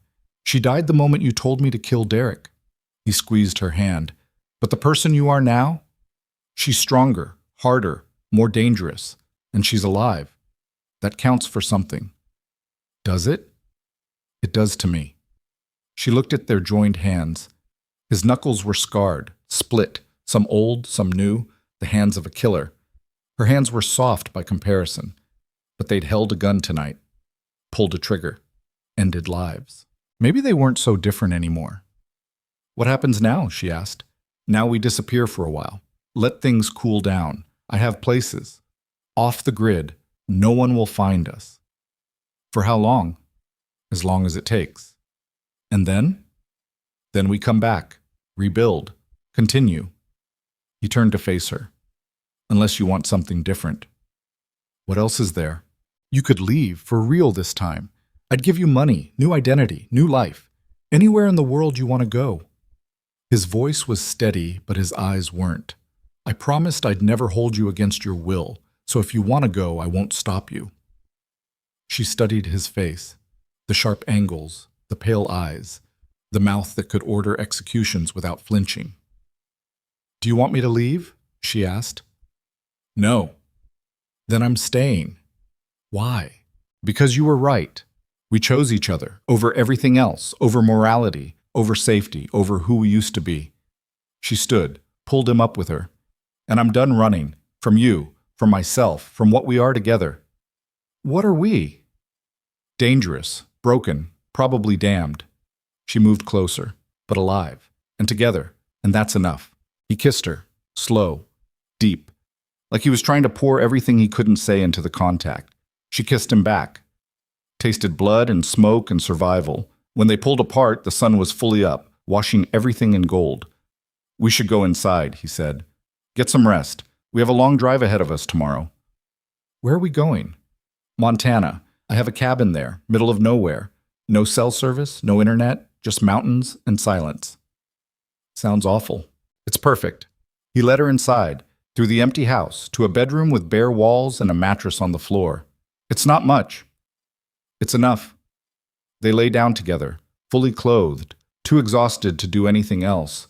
His arm wrapped around her, her head on his chest, listening to his heartbeat. Lucien? Yeah? When I said I love you earlier, I meant it. His arm tightened. I know. Do you? She stopped. Never mind. Do I love you? He was quiet. Then, I don't know what love is supposed to feel like. I've never felt it before.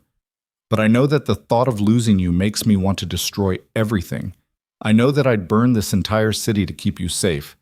And I know that for the first time in my life, I'm afraid. Not of dying, but of living without you. He pressed his lips to her forehead. So if that's love, then yes, I love you, completely, violently, in whatever twisted way someone like me is capable of. She closed her eyes. That's enough. Is it? It has to be. They fell asleep as the sun climbed higher, wrapped around each other. Two broken people who'd found something whole in the wreckage. She woke to shouting. Lucien was already up, gun in hand, moving toward the window. What's happening? She asked. Company. He looked out, swore. Federal agents, at least 20, surrounding the house. Her blood went cold. How did they find us? Doesn't matter. He turned. There's a tunnel. Root cellar. Leads to the barn. You can get to the tree line from there. Go. Now. What about you? I'll buy you time. No, we go together or not at all. Raina. Together. Remember? She grabbed a gun from the table, checked the clip. So what's the plan? He stared at her, then smiled. It was sharp, feral. The plan is we fight our way out. That's a terrible plan. It's the only one we have. A voice boomed from outside, amplified, federal. Lucien Vescari, this is the FBI. We have the house surrounded. Come out with your hands up. Lucien went to the door, opened it slightly, shouted back. On what charges? Murder, racketeering, conspiracy. We have evidence connecting you to 18 homicides last night. Come out now or we're coming in. Raina's stomach dropped. I thought you said it was handled. I thought it was. He pulled out his phone, dialed, waited. It's me. What the hell happened? He listened. His expression darkened. When? More listening. I see. Yes, I understand. He hung up. We have a problem. Besides the federal agents? One of my contacts, the detective handling the motel investigation. He's dead. Heart attack. This morning. Which means the case got reassigned, and the new detective isn't on my payroll. So everything we did, led them straight to us. Yes. He ran a hand through his hair. Derek's investigator must have had more documentation than we thought. Photos, surveillance, proof we were at the motel, and now the FBI has all of it. You have 2 minutes, the voice shouted. Then we're coming in. Raina looked around the room. No back door. Windows on all sides. They were trapped. The tunnel, she said. You said there's a tunnel. It's in the kitchen, but they probably have it covered. Probably isn't definitely. He looked at her. If we try and fail, we're dead. They won't give us another chance. If we stay here, we're dead anyway. Or worse, prison for life. 1 minute. Lucien grabbed her hand. Stay behind me. Move fast. Don't stop for anything. They ran to the kitchen. He pulled open a trapdoor hidden under a rug. Stone steps leading down into darkness. Go! She went. He followed, pulled the door shut above them. Darkness swallowed them whole. She couldn't see her hand in front of her face. Keep moving, Lucien said. Feel the walls. It goes straight for 50 feet, then turns right. She moved by touch. Stone walls, damp earth, the smell of rot and mildew. Behind them, footsteps thundered through the house, shouting, doors breaking. They're inside, she whispered. Faster. They found the turn. Then another. The tunnel seemed endless. Her lungs burned. Her ankle screamed. Finally, light. A vertical shaft. Ladder rungs set in stone. Up, Lucien said. It opens in the barn. She climbed. Her hands slipped on wet metal. She kept going. reached the top, pushed up a wooden hatch. The barn was old, half collapsed. Hay bales and rusted equipment. Light streamed through holes in the roof. She pulled herself up. Lucien followed. "The tree line is 50 yards that way," he said. "We run. Don't stop. Don't look back." They ran. Across the barn, through the open door, into blinding sunlight. "There!" someone shouted. Gunfire cracked. Bullets kicked up dirt around them. They made it 10 yards. 20. The trees were so close. Raina felt something punch her shoulder. She stumbled, kept running. "Raina!" "I'm fine. Keep going." They hit the tree line, crashed through undergrowth. Branches tore at clothes and skin. Behind them, agents gave chase, shouting, crashing, getting closer. Lucien grabbed her arm, pulled her behind a fallen log. "Let me see." "It's nothing." "Let me see." She turned. Her shoulder was bleeding. Not bad. Through and through. Lucky. "Can you keep moving?" he asked. "Yes." "Then we move." He pulled off his shirt, wrapped it around the wound, tied it tight. "We need to get to the road. I have a car stashed 2 miles north. If we can make it there—" "Sir, we found blood!" A voice. "Too close." Lucien swore, pulled out his gun. "When I start shooting, you run. Straight north. Don't wait for me. Just run." "No." "Raina, no. I told you. Together or not at all. So if you're fighting, I'm fighting." He looked at her. Something passed between them. Understanding, acceptance, resolution. "Okay," he said. "Together." He stood, fired 3 shots. Agents scattered, returned fire. Raina ran, not away, toward them. It was insane, suicidal. But staying put meant capture. She fired as she ran. Didn't aim, just pulled the trigger, creating chaos. Buying seconds. Lucien was beside her, shooting, moving. A man in a suit went down. Then another. They broke through the line, back into trees, running harder, faster. The gunfire faded behind them. But not by much. They ran for what felt like hours. Maybe was. Time lost meaning. There was only running, breathing, surviving. Finally, Lucien stopped, pulled out a key fob, clicked it. Somewhere ahead, headlights flashed.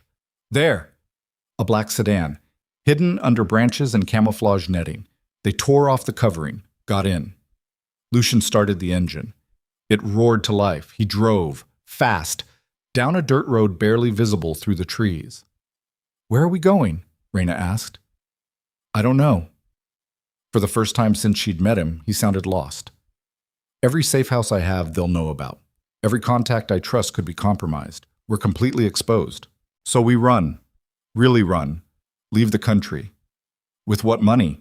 My accounts are frozen by now. My assets seized. They'll have flagged my passport. Then we figure something else out." "There is nothing else!" He slammed his hand against the wheel. "It's over, Raina. We lost. Derek won. Even dead, he destroyed us." She grabbed his arm. "Stop the car." "What?" "Stop the car." He hit the brakes. They skidded to a stop in the middle of nowhere. Trees on all sides. Empty road ahead. She turned to face him. "Listen to me. We are not done. We are not giving up. You taught me that survival means being willing to do whatever it takes, so that's what we do. We survive." "How?" "I don't know yet, but we'll figure it out. Together." She grabbed his face, forced him to look at her. "You said you'd burn the world for me, so prove it. Help me burn a path out of this." He stared at her. Then something shifted in his eyes. That cold determination she'd seen before. The thing that made him dangerous. "Okay," he said. "Okay. Yes." He pulled out his phone. The battery was almost dead. He dialed. "It's me. I need a favor, the kind you can never tell anyone about." He listened. "I don't care what it costs. Can you do it or not?" A pause. "Good. I'll text you coordinates. Be there in 2 hours." He hung up. "We're not out of this yet." "Who was that?" "Someone who owes me his life. Literally. Saved him from a hit 15 years ago. He's been waiting to repay the debt." Lucien started driving again. "He can get us new identities, passports, money, everything we need to disappear. But it's one time only. Once we use them, we can never come back." "Back to what?" "Everything we had is gone." My empire, my organization, 20 years of building. Doesn't matter if we're dead or in prison. She touched his arm. Let it go, Lucien. Let all of it go. And we start over. Somewhere new. As different people. With a chance at something that doesn't end in blood. He drove in silence. She watched his face. Watched him process. Calculate. Grieve. Montana was supposed to be temporary, he said quietly. A place to hide until things cooled down. But if we do this, we're gone forever. New names, new lives. We can never contact anyone from our old lives. Never come back to Chicago. Never... His voice cracked slightly. I'd be giving up everything I built. You'd be choosing life over legacy. Are they worth the same? I don't know. But I know which one I want. She leaned her head against his shoulder. I want mornings without fear. Nights without nightmares. A life where we're not constantly waiting for the next threat. And I want you. Not Lucien Vescari, the crime boss. Just you. Whoever that person is underneath. I don't know who that person is. Then we'll find out together. He was quiet for a long time. Then he reached over, laced his fingers through hers. Okay, he said. Okay. We disappear completely. Forever. No regrets? I'll have 1,000 regrets, but not choosing you won't be one of them. They drove for 2 hours. To a small airport in Indiana. Private hangar, no security, no questions. A man waited inside. Older, grizzled.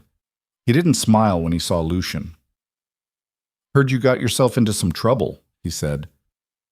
That's an understatement. You killed a lot of people last night. I did what I had to do. The man looked at Raina. This her? The one worth burning it all down for? Yes. She better be. He handed over an envelope. 2 passports, Canadian, birth certificates, driver's licenses, bank account in the Caymans with $2 million. It's not much, but it'll get you started. Lucien took the envelope. Thank you. Don't thank me. We're even now. After this, I don't know you. Understand? Understood. There's a plane on the tarmac. Pilot doesn't ask questions. He'll take you to Vancouver. From there, you're on your own. The man started to leave, then stopped. For what it's worth, I hope you make it. Both of you. Not many people get a second chance. Don't waste it. He left. Lucien opened the envelope, pulled out 2 passports, handed one to Raina. She opened it. Her photo. But a different name. Sophia Chen, age 28, born in Toronto. Sophia, she said. I guess I'm Sophia now. And I'm James. He smiled slightly. James and Sophia Chen, married couple, moving to British Columbia to start a bakery. A bakery? It was the first thing I could think of. She laughed. It came out shaky, borderline hysterical, but real. They walked to the plane, small, private. The pilot nodded but didn't speak. They climbed aboard, found seats. The engine started. As they taxied down the runway, Raina looked out the window. At America disappearing behind them. At everything she'd ever known fading into memory. Any last words? Lucien asked. James.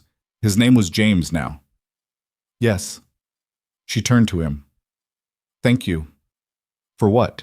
For seeing me. For choosing me. For making me feel like I was worth fighting for. She took his hand. I know we did terrible things. I know we can never make up for the lives we took. But I also know that without you, I'd still be that invisible girl serving drinks and waiting for Derek to destroy me. So thank you. For making me visible. For making me strong. For making me want to survive. He pulled her close, kissed her forehead. You were always strong. You just needed someone to show you. The plane lifted off. Chicago disappeared below. Then Illinois. Then America. They flew for hours. Didn't talk much. Just sat together, holding hands, watching the world change beneath them. By the time they landed in Vancouver, the sun was setting, pink and gold. Like the morning they'd watched together from the porch.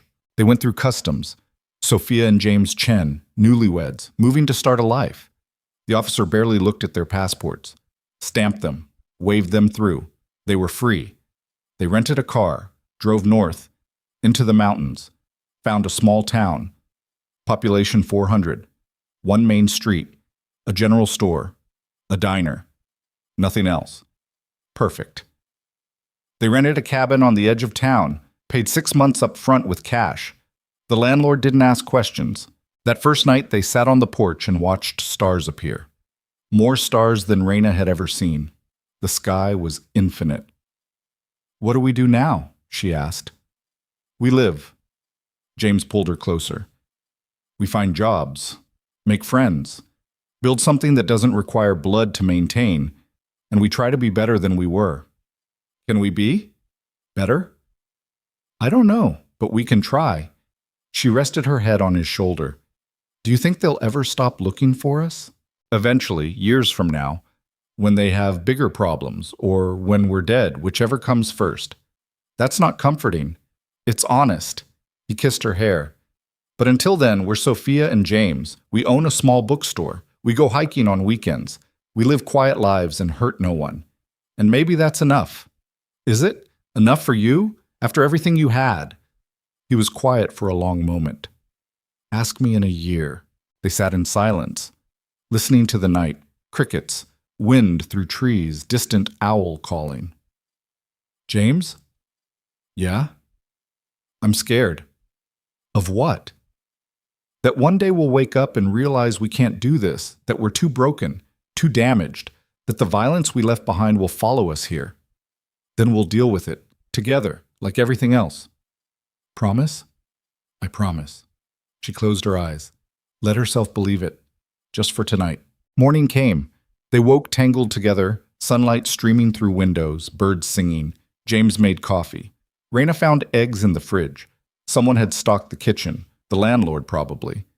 They ate on the porch, watching the town come alive. People walking dogs, kids riding bikes. Normal. Peaceful. "We should find work," Raina said. "The money won't last forever." "The diner's hiring. I saw a sign yesterday." "You'd work in a diner?" "Why not? You did." "I was hiding. You were running an empire." "I was. Now I'm not. Now I'm just James, and James needs a job." She smiled. "Sophia needs one too. Maybe we both work there. Together." Together. They walked into town, applied at the diner. The owner was a woman in her 60s, weathered, kind. "You have experience?" she asked. "Years," Raina said. "I can work any shift." "And you?" She looked at James. "I'm a fast learner." She studied them. "You two running from something?" Raina's heart stopped. "Everyone who comes here is running from something," the woman continued. "That's why it's a good town. No one asks questions, no one judges. You do your job, you keep your head down, and everyone leaves you alone. That sound good to you?" "Yes," James said. "That sounds perfect." "Then you're hired. Both of you. Start tomorrow, 6 a.m. They left the diner with jobs, with purpose, with a reason to stay. Days turned into weeks, weeks into months. They worked at the diner, lived in the cabin, slowly became part of the town. No one suspected who they'd been, what they'd done.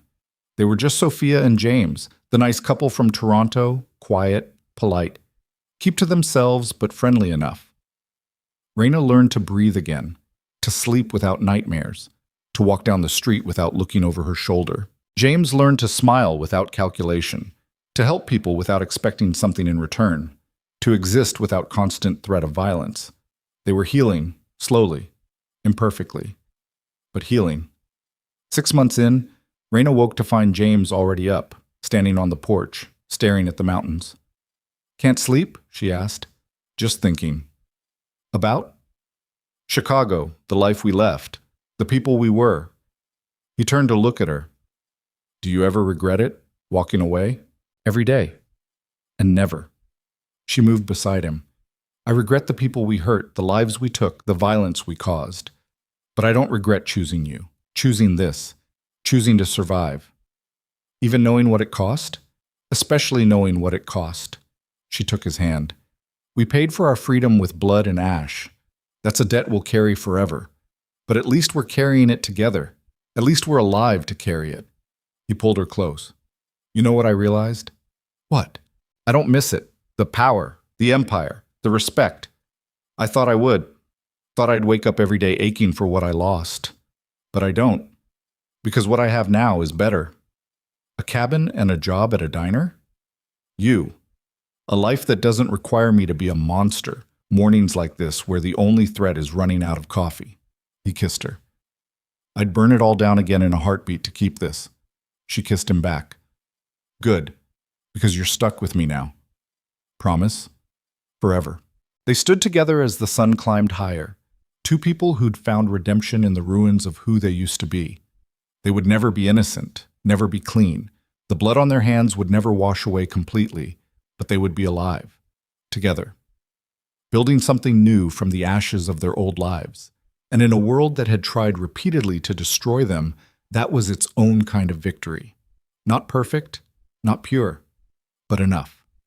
Finally, truly, enough.